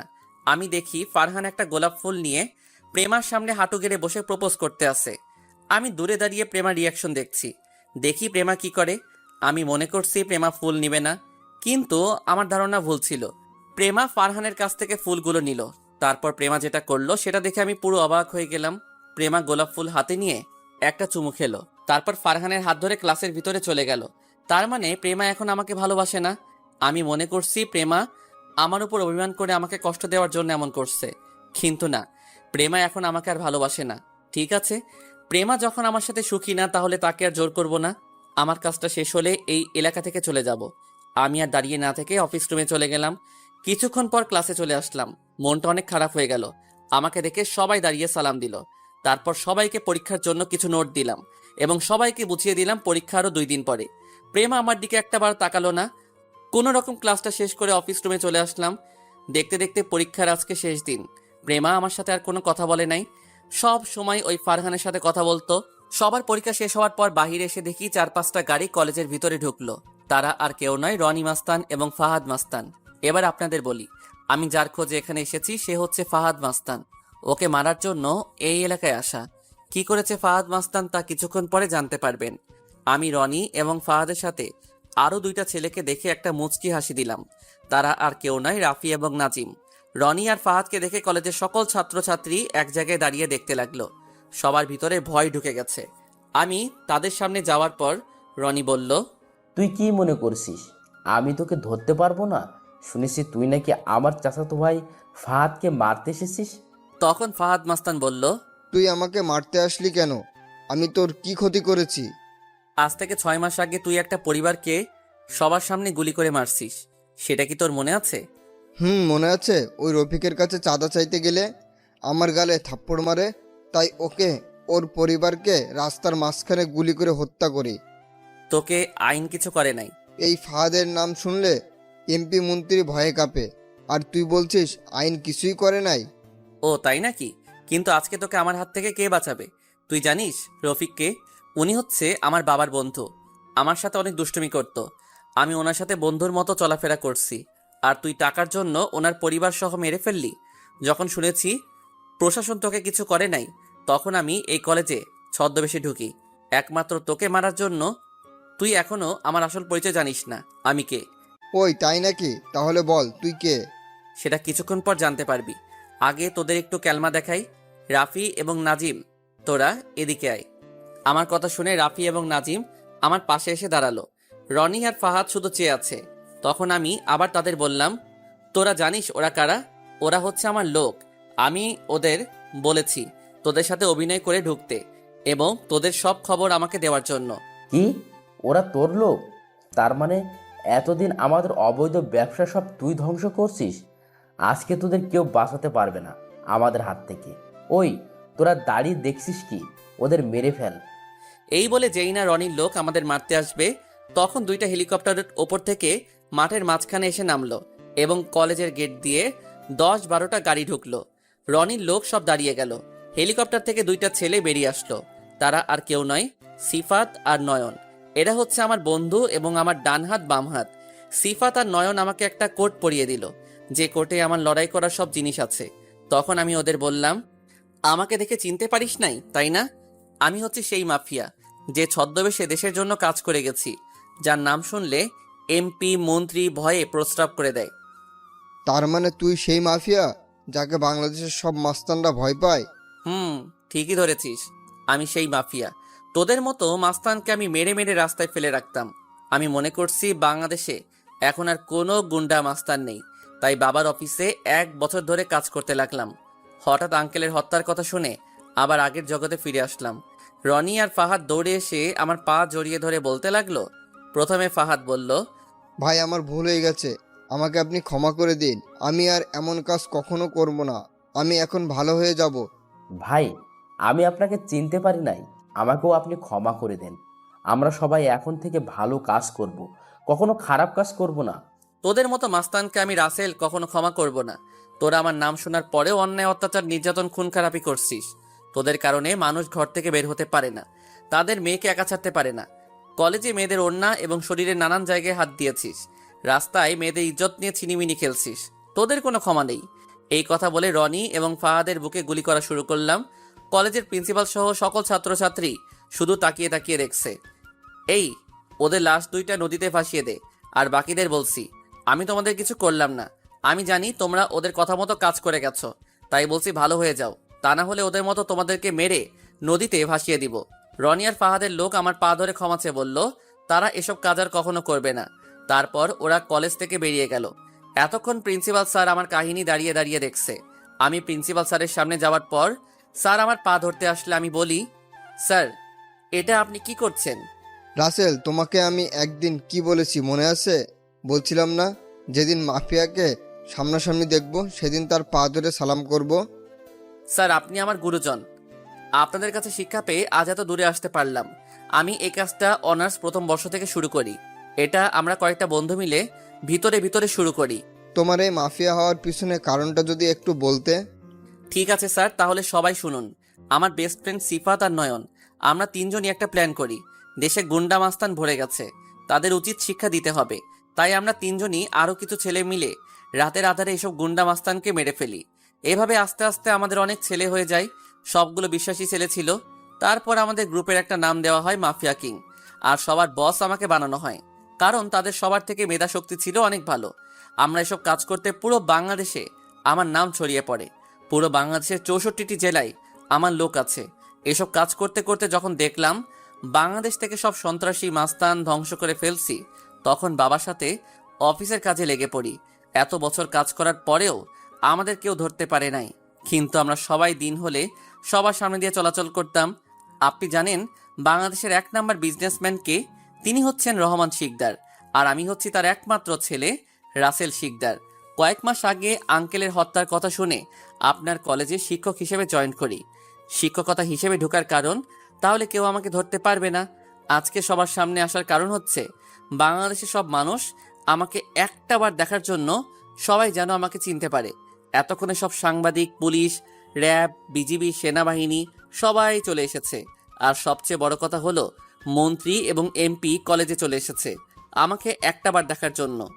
মন্ত্রী আমার সামনে এসে বলল, তোমাকে একটাবার দেখার অনেক ইচ্ছা ছিল, আল্লাহ আজকে তোমাকে দেখার সুযোগ করে দিছে। তোমার মতো ছেলে বাংলাদেশের সবার ঘরে যদি একজন করে থাকে, তাহলে কোনো সন্ত্রাসী, গুন্ডা, মাস্তান কিছুই করতে পারবে না। হঠাৎ একটা সাংবাদিক বলে উঠল, স্যার, দেশের হয়ে এমন কাজ কেন করছেন? আমার বুঝ হওয়ার পর থেকে দেখে আসছি বাংলাদেশে কিছু সন্ত্রাসী গুন্ডা মাস্তান দেশটাকে ধ্বংসের দিকে নিয়ে যাচ্ছে। রাস্তাঘাটে মেয়েরা চলতে পারে না। বড় বড় ব্যবসায়ীদের কাছে চাঁদা চাইলে তারা না দিতে পারলে ওদের লাশ পরের দিন রাস্তায় পড়ে থাকে। কিছু কিছু চেয়ারম্যান মেম্বার আছে গরিবদের হক ঠিকভাবে বুঝিয়ে দেয় না, গরিবদের রক্ত চুষে খায়, মেয়েদের তুলে নিয়ে তাদের ভোগ করে, মেরে ফেলে রাস্তায় ফেলে রেখে যায়। তাই ছোট থেকে একটা প্রতিজ্ঞা করছি, বড় হলে এদের আমি ধ্বংস করব। তারপর আস্তে আস্তে বড় হওয়ার পর শুরু করে দেই। তুমি কোনো চিন্তা করবে না, তোমার সাথে সরকার আছে। বাংলাদেশের 16 কোটি মানুষ তোমার সাথে আছে, আমরা সবাই তোমার সাথে আছি। তুমি তোমার কাজ চালিয়ে যাও। তোমার কোনো কিছু দরকার হলে সরকারের কাছে বলবে, সরকার তোমাকে হেল্প করবে। ধন্যবাদ স্যার। আমি শুধু সরকারের কাছে একটা জিনিস চাইবো, সেটা আমার জন্য না, দেশের গরিব দুঃখী মানুষের জন্য। গরিবদের জন্য একটা করে ঘর করে দেওয়া হোক, কয়েকটা হাসপাতাল করে দেওয়া হোক, তারা যেন বিনামূল্যে চিকিৎসা করতে পারে, কয়েকটা স্কুল কলেজ করে দেওয়া হোক, তারা যেন ছেলে মেয়েদের বিনা পয়সায় পড়াতে পারে। তাহলে দেশে কোনো ছেলে মেয়ে অশিক্ষিত থাকবে না। এটাই আমার সরকারের কাছে চাওয়া। তুমি চিন্তা করো না, আমরা সরকারের কাছে আবেদন করব তোমার কথাগুলো যেন রাখে। ইনশাল্লাহ সরকার অবশ্যই সব কিছু করে দিবে। আমি এখন তাহলে আসি, আমার বাসায় কিন্তু একদিন অবশ্যই আসবে। আমি ঠিক আছে বললাম। তারপর এমপি, মন্ত্রী এবং সব সাংবাদিক চলে গেল। আমি প্রিন্সিপাল স্যারকে বললাম, স্যার আমি চলে যাচ্ছি, আমি এই কাজটা করার জন্য কলেজ এসেছি, যদি কখনো ভুল কিছু করে থাকি তাহলে আমাকে মাফ করে দিবেন। আরে তোমার মতো ছেলে কখনো অন্যায় করতে পারে না। তুমি ভালো থেকো, আমার দোয়া সবসময় তোমার সাথে আছে। তুমি আমার সামনে এসে দাঁড়ালে কেন? আমাকে ক্ষমা করে দিবেন, আমি আপনাকে চিনতে পারি নাই। আমি কখনো ভাবি নাই যে আপনি সেই মাফিয়া। প্লিজ আমাকে আপনি ক্ষমা করে দেন। তুমি তো আমার সাথে কোনো দোষ করো নাই, তাহলে ক্ষমা চাচ্ছ কেন? আমি আপনাকে ভালোবেসে কষ্ট দিচ্ছি। যদি আগে জানতাম আপনি সেই মাফিয়া, তাহলে কখনোই আপনাকে ভালোবাসার কথা বলতাম না। কেন, মাফিয়া হলে কি ভালোবাসা যায় না? যায়, কিন্তু আপনাকে তো আমি কষ্ট দিচ্ছি। আপনি যখন মেয়েদের সাথে আমার সামনে কথা বলেন তখন আমার অনেক খারাপ লাগে। আপনি অনেক দিন এমন করছেন, তখন ফারহান আর আমি আপনার সামনে অভিনয় করি আপনাকে কষ্ট দেওয়ার জন্য। তাহলে তুমি আমার সাথে কথা বলো না কেন? তোমার সাথে কথা বলতে গেলে আমাকে এড়িয়ে চললে কেন? ওই দিন আপনি আমার বাসার আসবেন বলে আসলেন না দেখে আপনার সাথে কথা বলি নাই। কিন্তু আপনি তো আমার সাথে একটাবার জোর করলেন না। আমি চাইছি আপনি আমার সাথে জোর করে কথা বলেন, কিন্তু আপনি বললেন না। আমি তোমার সাথে যদি জোর করে কথা বলতে চাই তাহলে ছাত্রছাত্রী কি ভাববে আমাকে? যে যা ভাবার ভাবুক, আপনি করলেন না কেন? আমি মনে করছি তুমি আমার উপর অভিমান করে এমন করছো, তাই পরীক্ষার পর তোমার সাথে কথা বলবো। কিন্তু পরীক্ষার কিছুদিন আগ থেকে তুমি ফারহানের সাথে হেসে হেসে কথা বলো, তার হাত ধরে চলাফেরা করো। আমার সামনে ফারহান তোমাকে প্রপোজ করে, তুমি ওর হাত থেকে ফুল নিয়ে ফুলে একটা চুমু দাও, তারপর ওর হাত ধরে ক্লাসে চলে যাও। তাই আমি মনে করছি তুমি এখন আর আমাকে ভালোবাসো না। সেটা তো আপনাকে কষ্ট দেওয়ার জন্য করেছি। আমি আর ফারহান জাস্ট ফ্রেন্ড, আমাদের মধ্যে অন্য কিছু নেই। আর ফারহানের গার্লফ্রেন্ড আছে, আমি ওকে বলছি আমার সাথে অভিনয় করতে। ও তাহলে এই ব্যাপার। তুমি জানো আমি তোমার এসব দেখে অনেক কষ্ট পেয়েছি। পরে চিন্তা করলাম আমার দ্বারা এসব প্রেম ভালোবাসা হবে না। জীবনে প্রথম কাউকে ভালোবাসলাম, প্রথম প্রেমেই ব্যর্থ। তাই ভাবলাম আমি যে কাজে এসেছি সেটা শেষ করে নিজের বাসায় চলে যাব। এসব প্রেম ভালোবাসা আর করবো না, একেবারে বিয়ের পর বউয়ের সাথে প্রেম করব। এখন কি আমাকে ভালোবাসেন না? বাঁচতে পারি যদি এরকম কষ্ট আর কখনো না দাও। আমি আর এমন কষ্ট আপনাকে দেব না। সব সময় আপনাকে ভালোবাসা দিয়ে আপন করে রাখবো। তুমি আমাকে এবার আপনি বলা বাদ দাও, এখন থেকে তুমি করে বলবে। ঠিক আছে, তুমি করে বলবো। সিফাত আর নয়ন, তোরা দুইজন একটু অন্যদিকে তাকাতো। আমার কথা শুনে সিফাত আর নয়ন অন্যদিকে তাকিয়ে মুচকি মুচকি হাসছে। ওরা আমার মতলব বুঝে গেছে। আর বুঝবে না কেন, তারা তো আমার বেস্ট ফ্রেন্ড।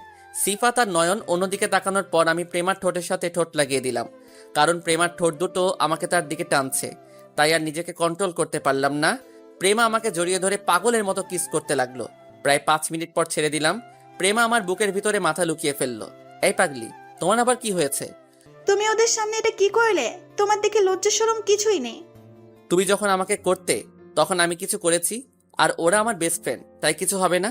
ঠিক আছে, এখন কি তুমি বাসায় চলে যাবে? এখন আমি বাসায় যাব। কালকে আব্বু আম্মুকে তোমাদের বাসায় বিয়ের প্রস্তাব নিয়ে পাঠাবো। সত্যি বলছো? পাগলি, তোমাকে আমি একবারের জন্য বাসায় নিয়ে আসবো। তোমাকে ছাড়া আমি থাকতে পারবো না। আমিও তোমাকে ছাড়া থাকতে পারবো না। তুমি যত তাড়াতাড়ি সম্ভব আমাকে বিয়ে করে তোমাদের বাসায় নিয়ে যাও। ঠিক আছে, এখন তুমি বাসায় যাও, কালকে আব্বু আম্মুকে পাঠিয়ে দিব। তোমাকে ছেড়ে যেতে ভালো লাগে না। আরে পাগলি, কিছুদিন অপেক্ষা করো, তারপর তো তোমাকে নিয়ে আসবো। ঠিক আছে, এখন আমাকে জড়িয়ে ধরে আরেকবার কিস করো। কি আর করার, প্রেমার কথা মতো আরেকবার কিস করলাম। তারপর নাজিম আর রাফিকে বললাম প্রেমাকে বাসায় দিয়ে আসতে। নাজিম এবং রাফির সাথে প্রেমা চলে গেল। আমি একটা হেলিকপ্টারে উঠে পড়লাম। সিফাত আর নয়ন তারা অন্যটায় উঠল। তারপর হেলিকপ্টার উপরে উঠে গেল। বেশি সময় লাগলো না ঢাকায় আসতে। দেখতে দেখতে সেই দিনটা চলে আসলো। মানে আমার আর প্রেমার বিয়ে হয়ে গেল। আমরা সবাই অনেক সুখে জীবনযাপন করতে লাগলাম। প্রেমাকে একটা কলেজে ভর্তি করিয়ে দিছি। প্রতিদিন সকালে আমার সাথে করে কলেজে নিয়ে যাই, আবার ছুটি হওয়ার পর নিয়ে আসি। সরকার আমার কথা রেখেছে, তারা অলরেডি কাজ শুরু করে দিছে। এখন দেশে কোনো সন্ত্রাসী গুন্ডা মাস্তান কিছুই নেই। কেউ কোনো খারাপ কাজ করার সাহস পায় না। ধন্যবাদ সবাইকে। চশমা পরা সেই দু চোখের মাতাল করা দৃষ্টি। মন জমিনে নামিয়েছিল মুষলধারায় বৃষ্টি। তোর ঠিকানায় আছি আমি, মন পাড়াতে ঘুরি সেদিন থেকে যেদিন নীলি মনটা করে চুরি। মনের নীল খামে প্রথম চিঠি তোমার নামে, তাও আবার মনে মনে পাঠিয়েছি মোবাইল ফোনে। পরে দেখো শেষ লাইন, মিস করছি তোমায়। কোনো মেয়ের দিকে তাকাবে না আর কথাও বলবে না। যদি দেখি তাহলে একদম থানায় নিয়ে ভরে রাখবো। কি কাণ্ড, উনি তো রীতিমতো হুকুম চালাচ্ছে। আমি কি ওনার স্বামী নাকি? ওকে ম্যাম, আপনি যা বললেন তাই হবে। মনে থাকে জানো। আর তোমার নামটা তো জানা হলো না। ম্যাম, আমার নাম সাইফুর রহমান। কোন ক্লাসে পড়ো? অনার্স প্রথম বর্ষে পড়ি। চলবে। কি চলবে ম্যাডাম? কিছু না, চুপচাপ বসে থাকো। ম্যাম, আমি বাসায় যাব। ও, তাহলে তোমার ফোন নাম্বারটা দিয়ে যাও। ফোন নাম্বার দিয়ে কি করবেন ম্যাম? তোমার খোঁজ খবর নেব, কোথাও আবার অকারেন্স করো কিনা। আসলে ম্যাম আমি ফোনই চালাই না। আব্বু আমাকে কোনো ফোন কিনে দেন নাই। ডাহা মিশা কথা, প্রতি মাসে 2টা কিনে আর 2টা বিক্রি করি। কি বলো, এত বড় ছেলে এখনো ফোন ইউজ করো না? আচ্ছা চলো আমার সাথে বাসায়, পরে যেও। কোথায় ম্যাম? চলো, গেলেই দেখতে পারবা। আমি আর কিছু বললাম না। গাড়ি চলল। গাড়িটা একটা বড় মোবাইল শপের সামনে এসে থামলো। ম্যাম বলল, তারপর নেমে শপিং মলের ভিতরে প্রবেশ করলাম। ম্যাম স্মার্টফোন দেখতে লাগলেন। দেখো তো এই ফোনটা পছন্দ হয় কিনা। ম্যাডাম, অনেক ভালো, কিন্তু কার জন্য? একজনকে গিফট করব। ও ভালো, তার নিশ্চয়ই পছন্দ হবে। তারপর ম্যাম ফোনটা কিনে নিয়ে বললেন। চলো। তারপর আমরা গাড়িতে গিয়ে বসলাম। ম্যাম আমার হাতে ফোনটা আর ওনার কার্ডটা দিয়ে বললেন, আমার নাম্বারটা সেভ করে রাখবা, অন্য কারো নাম্বার যেন না দিয়ে। ম্যাম কি দরকার ছিল আমার জন্য এত দামি ফোন কেনার? আমার ইচ্ছে হয়েছে তাই। তারপর ম্যাম আমাকে আমার বাসার সামনে নামিয়ে দিলেন। Bye, see you later. Bye ma'am. যাক বাবা, সকালে কার মুখ থেকে উঠেছিলাম যে দিনটা এত ভালো গেল। বিনা ইনভেস্টমেন্টে 20,000 টাকা দামের ফোন পেলাম। তারপর রুমে গিয়ে ফ্রেশ হয়ে নিলাম। আম্মু খাবারের জন্য ডাকছেন। সাইফুর, খাবার খেয়ে যা, আমরা বসে আছি। ওকে, আসতেছি আম্মু। তারপর খাবার খেতে টেবিলে বসলাম। কি আজকে এত খুশি খুশি কেন? ব্যাপার কি? কই কিছু না তো, আমার তো মুখটাই এমন। তাড়াতাড়ি খাবার খেয়ে রুমে আসলাম। শুয়ে শুয়ে ভাবতে লাগলাম, পুলিশ ম্যাম আমাকে এত দামি একটা ফোন কেন কিনে দিলেন? তাহলে উনি কি আমাকে ভালোবেসে ফেলেছেন? সত্যি বলতে আমিও প্রথম দেখাতে ওনার প্রেমে পড়ে গেছি, যাকে বলে লাভ অ্যান্ড ফার্স্ট সাইট। প্রথম দেখায় প্রেম। এসব ভাবতে ভাবতে ফোনটা বেজে ওঠে। এত রাতে আবার কে ফোন করলো? নাম্বার চেয়ে দেখি পুলিশ ম্যাম। ওনার নাম্বার পুলিশ ম্যাম দিয়ে সেভ করে রেখেছিলাম। তাড়াতাড়ি ফোনটা রিসিভ করলাম। হ্যালো, কি করছো? কে আপনি? আমাকে চিনতে পারছো না? আমি তোমার পুলিশ ম্যাম। ও ম্যাম, আপনি? আমি তো আপনার কথাই ভাবছিলাম। আমার কথা ভাবছিলে কেন? এই যে আপনি আমার কত কেয়ার করেন তাই। ও আচ্ছা, শোনো, কাল সকালে রেডি থেকো, তোমাকে নিয়ে আসবো। Okay ma'am. Good night. Same to you ma'am. তারপর ফোনটা রেখে ঘুমিয়ে পড়লাম। ঘুম আসছে না, শুধু ম্যামের কথাই মনে পড়ছে। কিছুতেই ওনার চাঁদ মুখখানা ভুলতে পারছি না। কোনো রকম রাতটা পার করলাম। সকালে কে যেন আমাকে ডাকছে, খেয়াল না করে ঘুমিয়ে রইলাম। কোলবালিশটা শক্ত করে জড়িয়ে ধরলাম, কিন্তু আশ্চর্য, কোলবালিশটা আজকে এত নরম লাগছে কেন? যার একটু ঘুমাই। হঠাৎ অনুভব করলাম কি যেন নড়াচড়া করে আমার বুকের উপর। শালার কোলবালিশেরও কি হাত পা আছে নাকি? পরে যা দেখলাম তার জন্য 2 মিনিট পাগল ছিলাম। দেখি কোলবালিশ ভেবে ম্যামকে জড়িয়ে ধরে ঘুমিয়ে আছি। আমি চিৎকার করতে লাগলাম, আ। ম্যাম আমার মুখটা চেপে ধরলেন। এই চুপ, এত সারের মতো চেঁচাচ্ছ কেন? ম্যাম আপনি এখানে কেন? আমি এতক্ষণ আপনাকে জড়িয়ে ধরে ঘুমিয়েছিলাম। চুপ ফাজিল পোলা, আমি আসছি তোমাকে নিতে। আন্টি বললো তুমি নাকি রুমে ঘুমাচ্ছ, তাই তোমাকে জাগাতে আসলাম। তুমিই তো আমাকে জড়িয়ে ধরে সরি ম্যাডাম, আমি ভুল হয়ে গেছে, মাফ করে দেন। আমি ভেবেছিলাম কোলবালিশ। ঘুমের মধ্যে আমি কি করি কিছু ঠিক নাই, প্লিজ কাঁদবেন না। ওকে ওকে, তাড়াতাড়ি ফ্রেশ হয়ে নাও, তোমাকে নিয়ে বের হব। ওকে ম্যাম, আপনি 2 মিনিট বসেন, আমি 2 ঘন্টায় আইতাছি। তারপর ওয়াশরুমে গিয়ে ফ্রেশ হয়ে আসলাম। ম্যাম, আপনি একটু ড্রয়িং রুমে যান, আমি চেঞ্জ করব।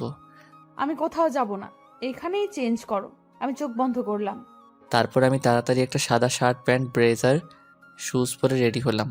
ওয়াও, তোমাকে তো দারুণ লাগছে। Thank you ma'am. আর ম্যাম, শাড়িতেও আপনাকে দারুণ লাগছে, একদম পরীর মতো। হয়েছে হয়েছে, এবার চলো, দেরি হয়ে যাচ্ছে। আর আন্টিকে বলো ফিরতে রাত হবে। তারপর আম্মুকে বলে বেরিয়ে পড়লাম। সারাদিন ম্যামের সাথে ঘুরলাম। রাতে ম্যাম তার এক বান্ধবীর বাসায় নিয়ে আসলেন। তার বান্ধবীর বাকি জন্মদিন। বাড়িটা কি সুন্দর করে সাজানো, আর এখানে সব মেয়ে মানুষ। এত মেয়ের মাঝে আমি খুবই অসহায়। তখন ম্যামের কিছু বান্ধবী আমাদের দিকে এগিয়ে আসলেন, নিজেদের মধ্যে বলতে শুরু করলো, আই আই, দেখ ছেলেটা কি স্মার্ট, হ্যান্ডসাম, কিন্তু এই ছেলেটা শিমলার সাথে কি করছে? এই শিমলা, তোর সাথে এই হিরোটা কে? একদম নজর দিবি না, চোখ তুলে ফেলবো। তা দুলাভাই কেমন আছেন? আমি এদের মুখে দুলাভাই ডাক শুনে অবাক। আমি এদের কোন বোনের জামাই? আমি কিছুটা বিরক্তিকর ভাব নিয়ে বললাম, জি ভালো, আপনারা? সবাই একসাথে বলল, দুলাভাই যখন এসেছে শালেরা কি খারাপ থাকতে পারে? আচ্ছা দুলাভাই, আমরা এখন আসছি, পরে কথা হবে। আর আমাদের বোনটাকে একটু সামলে রাখবেন, হারিয়ে যেন না যায়। আমি কথাবার্তা শুনে বারবার অবাক হচ্ছি। শালার বিয়েই করলাম না, তার আগেই দুলাভাই ডাক শুনতে হয়। আপাতত এসব চিন্তা বাদ দিতে হবে। এদিকে জন্মদিনের কার্যক্রম শুরু হয়ে গেল। রাতও প্রায় 12টা বেজে গেল। সবাই চিল্লাচিল্লিতে ব্যস্ত। শালার সবগুলাই মাইয়া। তাদের মাঝে আমি এক অসহায় হাড্ডি। কেক কাটা শুরু করলো শিমলার বান্ধবী হাসনাহেনা। কেক খাওয়া শেষে একে অপরের মুখে কেক মাখাতে ব্যস্ত। হঠাৎ চমকে উঠলাম, কে যেন আমার মুখে কেক মাখিয়ে দিয়েছে, যার জন্য আমি মোটেই প্রস্তুত ছিলাম না। চেয়ে দেখি শিমলার এক বান্ধবী। একটু আগেই তার সাথে আমার পরিচয় হলো। আমার মাথায় রক্ত উঠে গেছে। রাগে ঘাটা থরথর করে কাঁপছে। ইচ্ছে করছে কষে একটা চড়মারি মুহূর্তেই। ঠাস ঠাস তাকিয়ে দেখি শিমলা তার বান্ধবীর গালে চর বসিয়ে দিয়েছে। আমি তো দেখেই শেষ। যে কাজ আমি করব শিমলাই করে ফেললো। যাক বাবা, সবাই সব আয়োজন বন্ধ করে দিয়ে আমাদের দিকে তাকিয়ে রইল। তো সাহস কি করে হয় ওর গালে কেক মাখানোর, ওর গালে হাত দেওয়ার? বান্ধবী মাথা নিচু করে দাঁড়িয়ে আছে। শিমলা আমার কাছে এসে নিজের শাড়ি দিয়ে আমার মুখটা পরিষ্কার করে দিল। আমি হাঁ করে শিমলার কর্মকাণ্ড দেখছি, সাথে বাকি সবাই। তারপর শিমলা আমার হাতে ধরে টেনে সেখান থেকে নিয়ে আসে, আমাকে গাড়িতে এসে বসালো। তারপর আমি আর ম্যাডাম কোনো কথা বললাম না। সাইফুর কাল একটু পার্কে দেখা করতে পারবে? আমি কোনো কথা বললাম না। শিমলা কি বলছে আমার কোনো খবর নাই। আমি শুধু শিমলার দিকে তাকিয়ে রইলাম। কি করলো মেয়েটা? কি হলো সাইফুর, আমি কি বলছি শুনতে পেরেছো? না ম্যাডাম, কি যেন বলছিলেন? এই তুমি সারাদিন ম্যাডাম ম্যাডাম বলো কেন? শিমলা বলে ডাকবে, মনে থাকে যেন। ওকে। কালকে পার্কে চলে আসবে, ওকে? Okay ma'am. থুক্কু শিমলা। তারপর পুলিশ ম্যাম মানে শিমলা আমাকে বাসার সামনে নামিয়ে বাই বলে চলে গেল। আমিও রুমে চলে আসলাম। বারবার শিমলার আজকের পাগলামিগুলো মনে পড়ছে, কিন্তু হঠাৎ মনে প্রশ্ন জাগলো, শিমলা আমাকে কাল পার্কে কেন দেখা করতে বলল? এসব ভাবতে ভাবতে কখন যে ঘুমিয়ে পড়লাম খবর নাই। সকালে উঠে পার্কের দিকে রওনা দিলাম। পার্কের কাছে যেতেই যা দেখলাম, আমি আর দাঁড়িয়ে থাকতে পারলাম না, মাটিতে বসে পড়লাম। দেখি পুলিশ ম্যাম মানে শিমলার রক্তমাখা শরীর নিয়ে রাস্তায় পড়ে আছেন। কেউ ধরছেন। আমি চিৎকার করে কেঁদে উঠলাম। দৌড়ে ম্যামের কাছে আসলাম। ম্যামকে কোলে তুলে নিলাম। হাসপাতালের দিকে রওনা দিতে লাগলাম। তখন একটা পুলিশের গাড়ি এসে আমার সামনে থামলো। ভাই, ম্যাডামকে তাড়াতাড়ি গাড়িতে উঠান। আমি কিছু না ভেবে তাড়াতাড়ি ম্যামকে গাড়িতে তুললাম। আমার চোখ দিয়ে অঝরে পানি ঝরছে, জানি কেন নিজেকে কন্ট্রোল করতে পারছি না। হাসপাতালের সামনে এসে আমি আর পুলিশ অফিসার ম্যামকে আইসিইউতে পাঠালাম। আমার ভেঙে পড়া দেখে পুলিশ অফিসার বলল, আচ্ছা ভাই, ম্যাডাম আপনার কে হয়? আমি কে না হয় পরে জানলেন, আগে বলুন ম্যামের এই অবস্থা কি করে হলো? আপনি কিছু জানেন? তারপর পুলিশ অফিসার মানে ম্যামের সহকারী বলতে শুরু করলো, তাহলে শুনুন, আমি হলাম এই এলাকার থানার পুলিশের সহকারী মহাপরিচালক। 1 মাস আগে শিমলা ম্যাম এখানে পুলিশের ভারপ্রাপ্ত মহাপরিদর্শক হিসেবে জয়েন করেছিল। এখানকার মেয়র জামিল সাহেব ম্যাডামকে অন্যায় অফার করে কিনতে চেয়েছিল। ম্যাম রাজি না হওয়াতে ম্যামকে নানা রকম হুমকি দেয়। একদিন জামিল সাহেবের বখাটে ভাই সোহেল একটা মেয়েকে ধর্ষণ করে। ম্যাডাম তাকে থানায় ধরে এনে মারধর করে, কিন্তু জামিল সাহেব তার ভাইকে পলিটিক্যাল পাওয়ার দিয়ে সারিয়ে নিয়ে যায়। যাওয়ার সময় ম্যামকে মেরে ফেলার হুমকি দেয়। তাই তো আজ ম্যামকে মেরে ফেলতে চেয়েছে। ম্যামের সহকারী কথা শুনে রাগে আমার শরীর কাঁপতে লাগলো। ইচ্ছে করছে ওই শালা জামিলকে কাঁচা খেয়ে ফেলি। আমাকে এখনো চিনে না। মেয়র জামিলকে আমি ভালো করে চিনি, উনিও আমাকে ভালো করে চিনে, কারণ এর আগে আমি ও আমার বন্ধুরা মিলে ওর লোকজনকে বহুবার মেরেছি। তারপর ডাক্তার আসলেন। শুনুন, ওনার ইমিডিয়েটলি O+ ব্লাড প্রয়োজন। আমাদের এখানে আপাতত এই গ্রুপের রক্ত নেই। যেখান থেকে পারেন রক্ত নিয়ে আসুন। ডাক্তার সাহেব, আমার blood group O positive, please আমার কাছ থেকে রক্ত নিন। তাহলে তাড়াতাড়ি আমার সাথে আসুন। আমি গিয়ে রক্ত দিলাম। শরীরটা ক্লান্ত লাগছে, কাউকে বুঝতে দেইনি। বাইরে গিয়ে ম্যামের সহকারীকে বললাম, ভাই আপনি এখন বাসায় চলে যান, আমি এখানে আছি। ওকে ভাই, ম্যামের দিকে খেয়াল রাখবেন, আমি পরে আবার আসবো। আমি আস্তে করে ম্যামের কাছে বসে পড়লাম। ম্যাম গভীর ঘুমে আচ্ছন্ন। ম্যামের দিকে অবাক হয়ে তাকিয়ে রইলাম। অনেকক্ষণ পর ম্যামের জ্ঞান ফিরল। ম্যাম আস্তে আস্তে চোখ খুললেন আর সরাসরি আমার দিকে তাকালেন। সাইফুর, তুমি আর আমি কোথায়?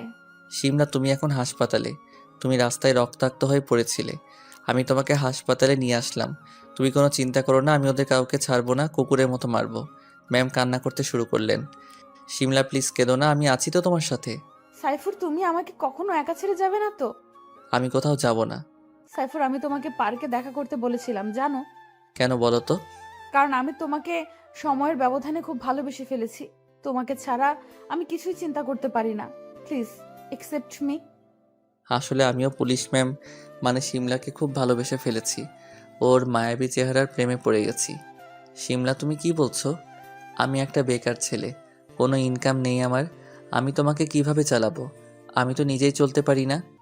অনিচ্ছা সত্ত্বেও কথাগুলো বললাম। তোমার কিছু করার দরকার নেই, তুমি শুধু আমাকে ভালোবাসবে। আমার যা আছে তা দিয়ে আজীবন বসে খেতে পারবো। তাছাড়া আমার এখনো চাকরি আছে। আমি কোনো কথা না বলে চুপ করে বসে রইলাম।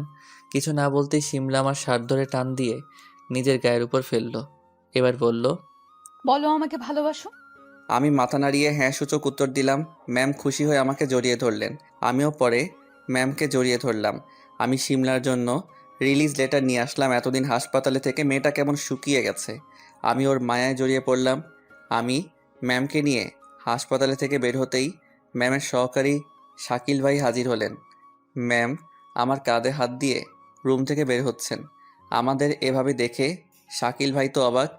আরে শাকিল ভাই, আপনি কেমন আছেন? আলহামদুলিল্লাহ ভালো। শাকিল ভাই, আপনি জানতে চেয়েছিলেন না আপনার ম্যাম আমার কি হয়? হ্যাঁ। আপনাদের ম্যাম হচ্ছে আমার গার্লফ্রেন্ড। আমি ওনার সামনে কথাটা বলতেই ম্যাম লজ্জায় আমার বুকে মুখ গুজলেন। সরি স্যার, আমি চিনতে পারি নাই। আরে আপনি আমাকে স্যার বলছেন কেন? ভাই বললে খুশি হব, তাছাড়া আমি আপনার বয়সে ছোট। ওকে ভাই, চলুন। ম্যাম চলুন, আপনাকে বাসায় পৌঁছে দেই। আচ্ছা চলুন। তারপর শাকিল ভাই আমাদের ম্যামের বাসায় ছেড়ে দিলেন। ম্যাম আমি থানায় যাই, অনেক ফাইল পড়ে আছে। আর হ্যাঁ ম্যাম, আপনি সুস্থ না হওয়া পর্যন্ত আসবেন না, আমি সব সামলে নেব। তারপর শাকিল ভাই সেখানে চলে গেলেন। আমি ম্যামকে নিয়ে বাসায় ঢুকলাম। ম্যামের বাসাটা 3 তলা ছাদ বিশিষ্ট। ম্যামকে আস্তে করে নিয়ে ওর রুমে শোয়ালাম। মাথায় হাত বুলিয়ে দিলাম। শিমলাকে খাবার খাইয়ে দিয়ে ওষুধ খাইয়ে দিলাম। অনেক রাত হয়ে গেছে, বাসায় ফিরতে হবে। আব্বু আম্মু নিশ্চয়ই চিন্তা করছে। শিমলা, তুমি চুপচাপ লক্ষ্মী মেয়ের মতো ঘুমিয়ে পড়ো, আমি আসছি। অনেক রাত হয়ে গেছে, বাসায় ফিরতে হবে। আমি আবার সকালে আসবো। প্লিজ যেও না, রাতটা এখানে থেকে যাও। আমার মা বাবা রাজশাহী, আমাদের পুরনো বাড়িতে। আর তারা এখনো জানে না যে আমার এই অবস্থা। আমার খুব ভয় হচ্ছে। তুমি কি বলছো? আমার এখানে থাকাটা উচিত হবে না? সবাই বাজে মন্তব্য করবে। কেউ কিছু বলবে না, আর বললে একদম থানায় নিয়ে ভরে রাখবো। শিমলা অনেক জোরাজোরি করলো। আমি রাজি হয়ে গেলাম, কারণ এ অবস্থায় শিমলাকে একা ফেলে যাওয়া ঠিক হবে না। আব্বুকে ফোন করে বললাম আমি আজ বন্ধুর বাসায় থাকবো, রাতে ফিরতে পারবো না, কোনো চিন্তা না করতে। ঠিক আছে, আমি সোফায় ঘুমাবো। তোমার বিশ্বাস নাই? কি করে বসো। ওকে ওকে। আমি সোফায় গিয়ে ঘুমিয়ে পড়লাম। গভীর রাতে কারো চিৎকার শুনে ঘুম ভেঙে গেছে। উঠে দেখি শিমলা। শিমলা, তোমার কি হয়েছে? চিৎকার করলে কেন? আমি আসলে খুব খারাপ একটা স্বপ্ন দেখেছিলাম। ও ঠিক আছে, এবার ঘুমিয়ে পড়ো। এই না, আমি একা ঘুমাতে পারবো না, আমার ভয় করছে। তুমি খাটে এসে ঘুমাও। আচ্ছা ঘুমাবো, কিন্তু মাঝখানে বালিশ থাকবে। আর এতটুকু সাহস নিয়ে আসামিদের ধরো কিভাবে? স্বপ্ন দেখেই ভয় পাও? আসলে পুলিশের পোশাক পরলে শরীরে একটা ভাব চলে আসে। হয়েছে হয়েছে, কেমন সাহসী তা তো দেখতেই পাচ্ছি। এবার ঘুমিয়ে পড়ো। ওকে, গুড নাইট। তারপর মাঝখানে কোলবালিশ দিয়ে ঘুমিয়ে পড়লাম। সকালে ঘুম থেকে উঠে দেখি শিমলা বাচ্চা মেয়েদের মতো আমার বুকের উপর পা তুলে ঘুমিয়ে আছে। আমি ওকে সরিয়ে ফ্রেশ হয়ে আসলাম। শিমলা উঠো, ফ্রেশ হয়ে নাও, ওষুধ খেতে হবে। তারপর শিমলা উঠে ফ্রেশ হয়ে নিল। আমি শিমলাকে বাইরে থেকে খাবার এনে খাইয়ে দিলাম। আমি হালকা কিছু খেয়ে নিলাম।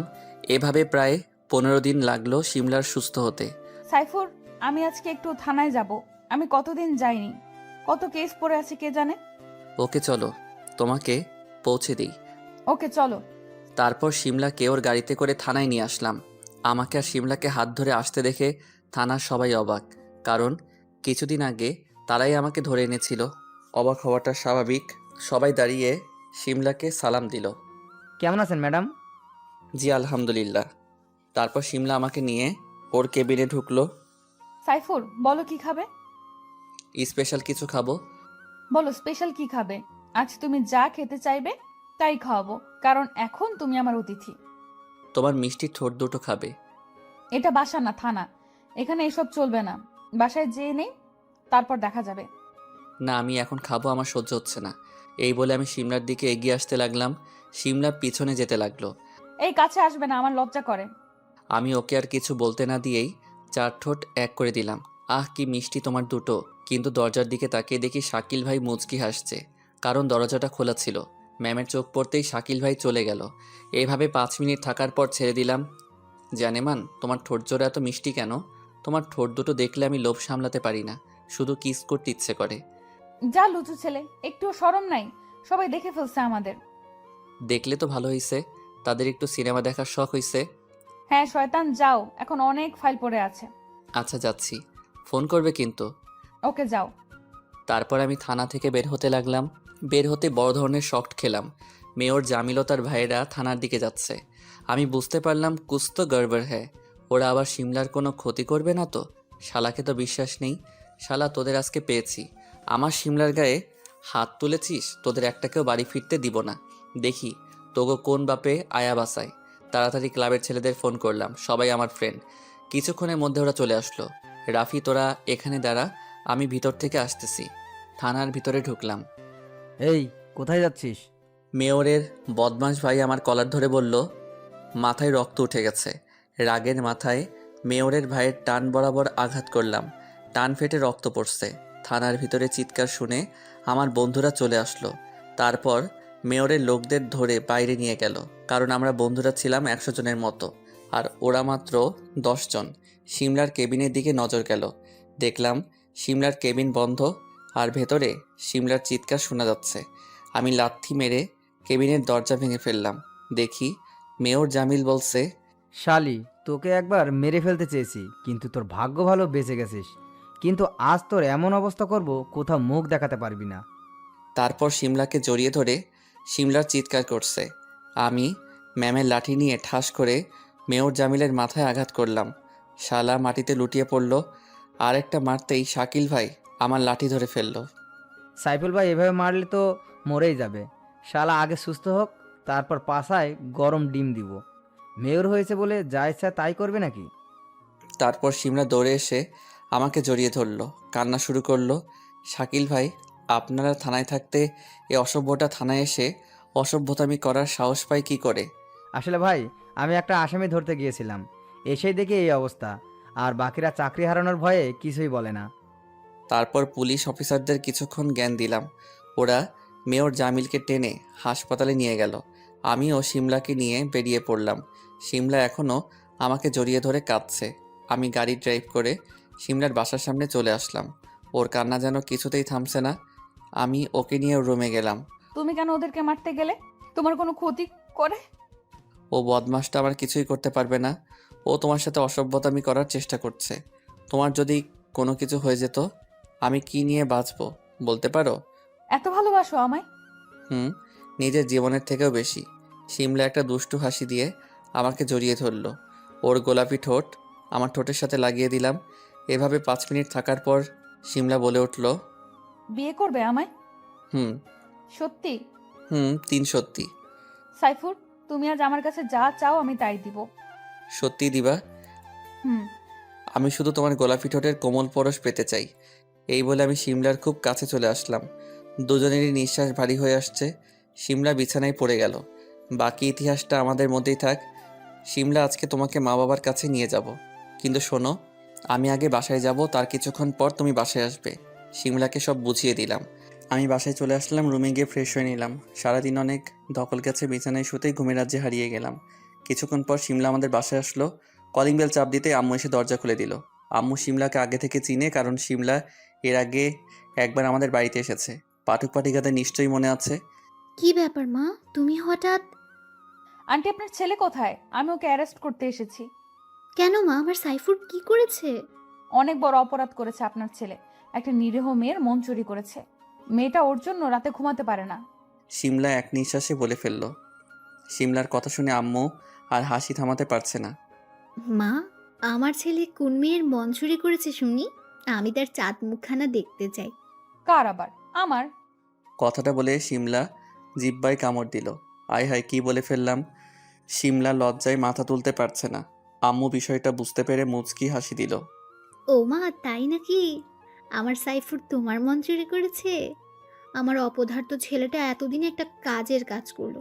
এত মিষ্টি একটা মেয়ে। শিমলা আম্মুর পা ছুঁয়ে সালাম করলো। মা আর শিমলা নিচে বসে করছে। আমি রুমে নাক টেনে ঘুমিয়ে আছি। হঠাৎ কে যেন আমার পা ধরে টেনে খাটের নিচে ফেলে দিল। আমি চিৎকার করে উঠলাম, কোন শালারে আমার ঘুমটা নষ্ট করলো? আমি তোর শালা? তলে তলে টেম্পু চালো, আমরা বললেই হরতাল। আমার চাচাতো বোন ইভা। কি হইছে? বলছি তো নাকি? নিচে গিয়ে দেখ কি হয়েছে। হারামি আমার মন ভেঙে দিল। ঠাডা পড়বো তোর উপর, ঠাডা। তারপর নিচে নেমে দেখি আম্মু, আব্বু আর আমার ছোট বোন তাহমিনা মিলে শিমলার সাথে গল্প করছে। আম্মু বলল, কি ব্যাপার আমার গুণদর ছেলে? এত এগিয়েছেন আর আমরা কিছুই জানি না? এত মিষ্টি একটা মেয়ের মন চুরি করেছে, অথচ আমরা কিছুই জানি না? আমি লজ্জায় শেষ। তোরা কেউ মাইরালা আমারে। আন্টি, আমার মাম্মি আর বাপি সাইফুরকে দেখতে চেয়েছে। আপনি যদি অনুমতি দেন তাহলে আমি কালকে সাইফুরকে নিয়ে রাজশাহী রওনা দিব, আর আমাদের বিয়ের কথাটা ফাইনাল করব। আব্বু আম্মু সবাই রাজি হলো। তারপর শিমলা বাসার দিকে রওনা দিল, কিন্তু আম্মু যেতে দিল না। মা শিমলা, আজকে তুমি এখানেই থাকো, এখান থেকেই রওনা দিও। Okay aunty. আন্টি না, আম্মু বলো। ওকে আম্মু। সেদিন রাতে শিমলা আমাদের বাড়িতে থেকে যায়। রাতে অনেক খোশ গল্প করলাম। তারপর সবাই যে যার মতো ঘুমিয়ে পড়লাম। আমি আমার রুমে আর শিমলা আমার বোন তাহমিনার রুমে ঘুমিয়ে পড়লাম।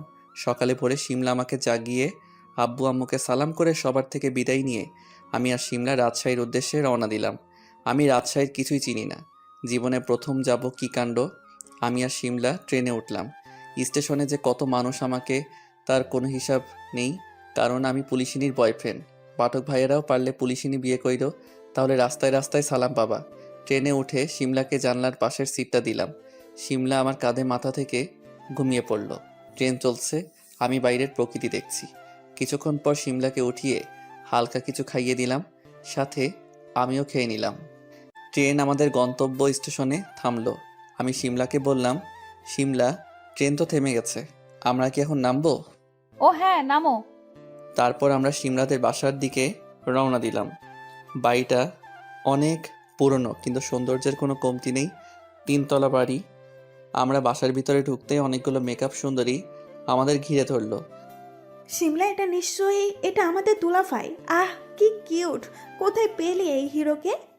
আমি লজ্জায় মাথা তুলতে পারছি না। আগে পরিচয় হলে দুলাভাইকে নিয়ে পালিয়ে যেতাম। শিমলা রেগে গিয়ে চোখ গরম করে ওই মেকআপ সুন্দরীর দিকে তাকালো।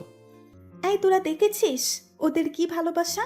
আমরা একটু দুলাভাইয়ের সাথে প্রেম আলাপ করবো, সেটাও সহ্য হয় না। শিমলাকে উদ্দেশ্য করে মেকআপ সুন্দরীরা বলছে আর জোরে জোরে হাসছে। তখন একজন 40 বছরের মহিলা এসে বলল, মা শিমলা, জামাই বাবাজিকে নিয়ে ভিতরে আয়। আমি বুঝতে পারলাম উনি শিমলার মাম্মি। আমি ওনাকে সালাম করলাম। উনি আমাকে ধরে ফেললেন। তারপর আঙ্কেল আন্টি আমার মা বাবা সম্পর্কে জিজ্ঞেস করলো। আঙ্কেল বলল, বাবা, তোমাকে আমাদের খুব পছন্দ হয়েছে। তার চেয়ে বড় কথা হলো তোমাকে সিমলা পছন্দ করেছে। ওর পছন্দই আমাদের কাছে সব। আমি চাই তোমার বাবা মার সাথে কথা বলে তাড়াতাড়ি তোমাদের বিয়েটা দিয়ে দিতে। আঙ্কেল আপনারা যা ভালো মনে করেন। শিমলা বিয়েটার কথা শুনে মাথা নিচু করে আছে লজ্জায়। আমরা খাবারের পর্ব শেষ করলাম। শিমলা আমাকে আমার থাকার রুমটা দেখিয়ে দিল। রুমটা বেশ সাজানো গোছানো। রুমে ঢুকে শিমলা দরজা বন্ধ করে দিল। দৌড়ে এসে আমাকে জড়িয়ে ধরল। কী ব্যাপার শিমলা, আজ এত খুশি খুশি লাগছে?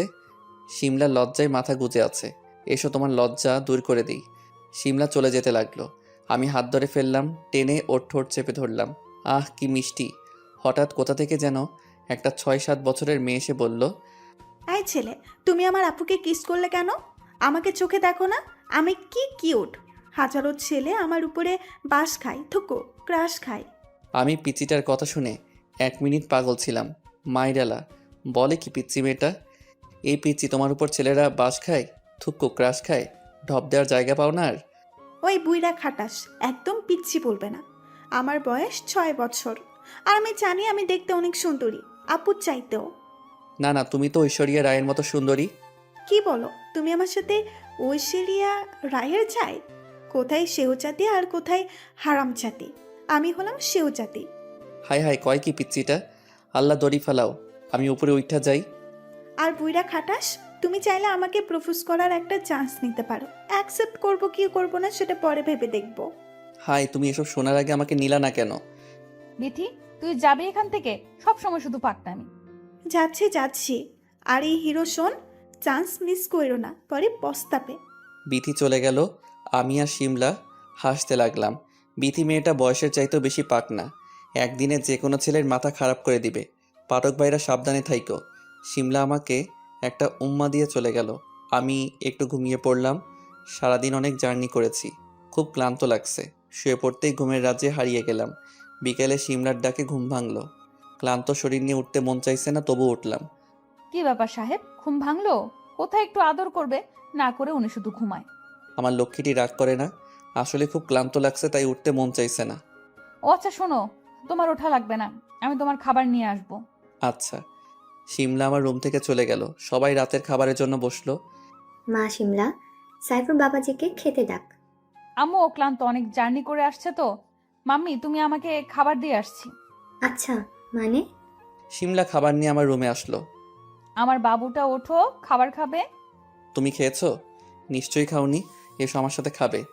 তারপর আমি আর শিমলা একে অপরকে খাইয়ে দিতে লাগলাম। হঠাৎ আমার মুখে প্রচণ্ড ঝাল অনুভব করলাম। আমি ঝাল একদম খেতে পারি না। আমি কোনো কথা বলতে পারি না। শিমলা আমাকে পানি দিল। পানি খেয়ে ঝাল আরও দ্বিগুণ বেড়ে গেল। আচমকা শিমলা আমাকে টেনে ও ঠোঁটের সাথে আমার ঠোঁট লাগিয়ে দিল। মুহূর্তেই আমার সব ঝাল দূর হয়ে গেল।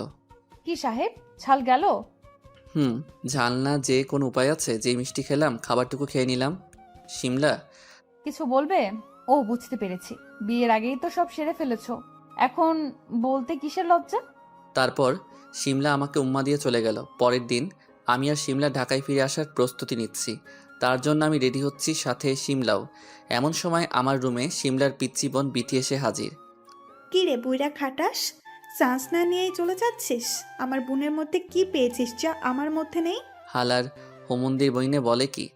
তুই কি মিস করছিস নিজেও জানিস না। মাইরালা, এক জ্বালায় বাসি না ঘরে ঢুকছে সাপ, আর এক জ্বালায় বাসি না বৌতিকা ওই বাপ। আমার সোনার কিউট শালিকা, আমি তোমার বোনকে ভালোবাসি। চিরদিন আমার আকাশ, তোমার বইনের বাতাস, তোমার গলায় দিছে ফাঁসি। আমার সোনার পাকনা পিচ্চি শালিকা, আমি তোমার বোনকে ভালোবাসি। যা হারামজাদা, আর কোনোদিন যেন তোর মুখ না দেখি বুইড়া খাটাস। আমার হোমন্দির বোন রাগ করছে মনে হয়। শোন শালিকা, তোমার বোনের সাথে আমার টিয়ে হয়ে গেছে, তাই তোমাকে নিয়ে ভাবার টাইম নাই, বুঝলা? ও মা, কি কাণ্ড! ও তাহলে আমি এখন যাই। এই বলে বিথি দৌড়ে চলে গেল। আমি পিছন থেকে ডাকলাম, ওই হোমন্দির বইন, আয় তোরে নিয়ে পালাইয়া যায়। শিমলা সেজেগুজে রেডি। আমি ওর দিকে এক দৃষ্টিতে তাকিয়ে রইলাম। আজকে আমার পাগলিটাকে পরীর মতো দেখাচ্ছে। একবার বিয়েটা করে নেই, তারপর সুদে আসলে বের করব। তার উপর আবার বউয়ের পয়সায় বসে খাবো। কি কাণ্ড! শাশুড়ি মা আর শ্বশুর ফাদারের কাছ থেকে বিদায় নিয়ে আমি আর আমার পাগলিটা ঢাকার উদ্দেশ্যে রওনা দিলাম। আমার ঢাকায় পৌঁছে সোজা আমাদের বাড়িতে চলে আসলাম। কিরে বাবা, তোরা আসছিস? আসতে কোনো সমস্যা হয়নি তো? না আম্মু, কোনো সমস্যা হয়নি। এবার ভেতরে আয়। আর শোন, আগামী সোমবার তোর আর শিমলা মামুনির বিয়ে। আমি শিমলা মামুনির মায়ের সাথে কথা বলেছি, তারা সম্মতি দিয়েছেন, তারা আগামীকাল চলে আসবেন। আম্মু, তুমি কি সত্যি বলছো? সত্যি। আমি খুশিতে আম্মুকে জড়িয়ে ধরলাম। শিমলাও আজ ভীষণ খুশি। আমি রুমে গিয়ে একটা ব্রেক ড্যান্স দিলাম, তারপর ফ্রেশ হলাম। আজ সোমবার আমার বিয়া, ঠেলা সামলাও। আমার মতো পিচ্চি পোলায় আবার বিয়াও করে, ভাবা যায় এগুলা? শিমলা আর আমি বিয়ের পিড়িতে বসলাম। কাজী হোমন্দির পুতে আমারে কবুল কইতে কয়। আমি ভাবতেছি কবুল কমু নাকি আবুল কমু। পাঠক ভাইরা কি বলেন, কোনটা কমু? আর আমি জানি তোমরা কইবা আবুল কইতে, কিন্তু আমি এত বোকা না। আমি এদিকে আবুল কই আর তোমরা আমার বউ নিয়ে ভাগো। এই ধান্দায় আসো তাই? তা হবে না চান্দু, বিয়ের কাজ সম্পূর্ণ হলো। আইজা মগো বাসের রাত থুকু বাসর রাত। আমি ছাদের উপরে বসে আছি। আজকে একটু ভয় লাগে কেন? বিয়ের আগেই তো সব শেষ করলাম, তখন ভয় করে নাই, কিন্তু এখন কেন করে? এমন সময় আমার ডেঞ্জারাস পিচ্ছি শালিকা বিতি ছাদে এসে হাজির। কি রে বুইড়া খাটাস, কাম তো সারলি, আর আমার মতো সুন্দরীর চান্সটাও মিস করলি। এবার যা বাসের ঘরে, আমার বোন তোরে পাশ দেওয়ার জন্য বসে আছে। বিথি ও বিথি, আমার শয়তানের হাড্ডি শালিকা, আমি ভাবতেছি আমার ফ্রেন্ড লিস্টে কিছু স্যাস্টার ফ্রেন্ড আছে যারা সোরের মতো গল্প পড়ে আর সোরের মতো চলে যায়, তাদের সাথে তোর বিয়া দিমো। তুই কি পারবি ওগুলোরে টাইট দিতে? কোষ কি মামা থুক্কু, দুলাগাই থুক্কু দুলা ভাই, পারবো না মানে? একবার আমার উপরে ছাইড়াতে দেখ কি করি। ঠিক আছে, তুই পারতে থাক, আমি বাসর কইরা আহি। দৌড় দিয়ে বাসর ঘরে প্রবেশ করলাম। ঢুকে দেখে আমার সোনা বউ পুলিশ ম্যাম কোমরে কাপড় বেঁধে লাঠি নিয়ে দাঁড়িয়ে আছে। এসে ঠাস ঠাস, আপনারা কি ভাবছেন আমারে চর মারছে? না রে ভাই, তোমরা এমনি একটু বেশি বোঝো। আমার পুলিশ বউ তো ঠাস ঠাস করে দরজা লক করছে। কি রে শ্বশুরের পোলা, এখন তোর আসার সময় হলো? শিমলা প্রচণ্ড রেগে ফোঁস করতেছে, মনে হয় এখনই বোম ব্লাস্ট হবে। শোন, দেরি করে আসার অপরাধে 100 বার কান ধরে উদ্বাস করবি, না হয় 100টা লাঠির বাড়ি খাবি। বল কোনটা মানবি? না মানলে তোর বাসর বাদ। আমার সোনা বউ, পুলিশ বউ, আমি তোমার সব শাস্তি মাথা পেতে নিব, কিন্তু বাসর বাদ দিতে পারবো না। কি আর করব, পুলিশ বউয়ের আদেশ। 10 বার উঠবস করতেই পুলিশ বউ বলল, হয়েছে আর করতে হবে না, শাস্তি মওকুফ করা হলো। আমি তো খুশির ঠেলায় আমার পুলিশ বউরে নিয়ে একটা কাপল ড্যান্স দিলাম। তারপর পুলিশ মহাপরিচালক মানে আমার বউরে বললাম, চলো না আমরা অপারেশন বাসর রাত স্টার্ট করি। যা শয়তান, আমার বুঝি লজ্জা করে না? ওরে আমার সোনা বউরে, বাসরাতে জামাই পিড়ায় ওনার আবার লজ্জা, ন্যাকামার জ্বালায় বাসি না। তারপর আমি আর আমার পুলিশ গার্লফ্রেন্ড থুকু, এখন তো বউ, ওরে নিয়ে 2 রাকাত তফল নামাজ পড়লাম। আর টাইম লস না করে বেবি নেওয়ার অপারেশন শুরু করলাম। সকালবেলা কারো রেশমি চুলের ঘ্রাণে আমার ঘুম ভাঙলো। পুলিশিনী বউটা আমায় পাগলি করে দিবে। কি সাহেব, ঘুম ভাঙলো? এখন উঠে হন। না, আগে 2টা পাপ্পি দাও, তারপর উঠবো, না হয় উঠবো না। নো নেভার, রাতে অনেক দিয়েছি, এখন আর হবে না। ওঠো, না হলে পানি ঢেলে দিব। না, আমি পাপ্পি ছাড়া উঠবো না। 2টা দিতে পারবো না, একটা হলে রাজি। রাজি। উম্মা, উম্মা। আজ সকাল বউয়ের চুমু কি ফিলিংস রে বাবা। এবার উঠে ফ্রেশ হয়ে নিলাম। এখন আমি ভালো একটা জব করি, কতদিন আর বউয়ের পয়সায় খামু, একটা প্রেস্টিজ আছে না? এদিকে শিমলার প্রসব পেইন শুরু হয়েছে। আমরা শিমলাকে নিয়ে হসপিটালে আসলাম। শিমলাকে আইসিইউতে পাঠালাম, আমি সহ বাকি সবাই কাঁদছে। এরই মধ্যে আইসিইউ থেকে একজন ডাক্তার বের হলেন।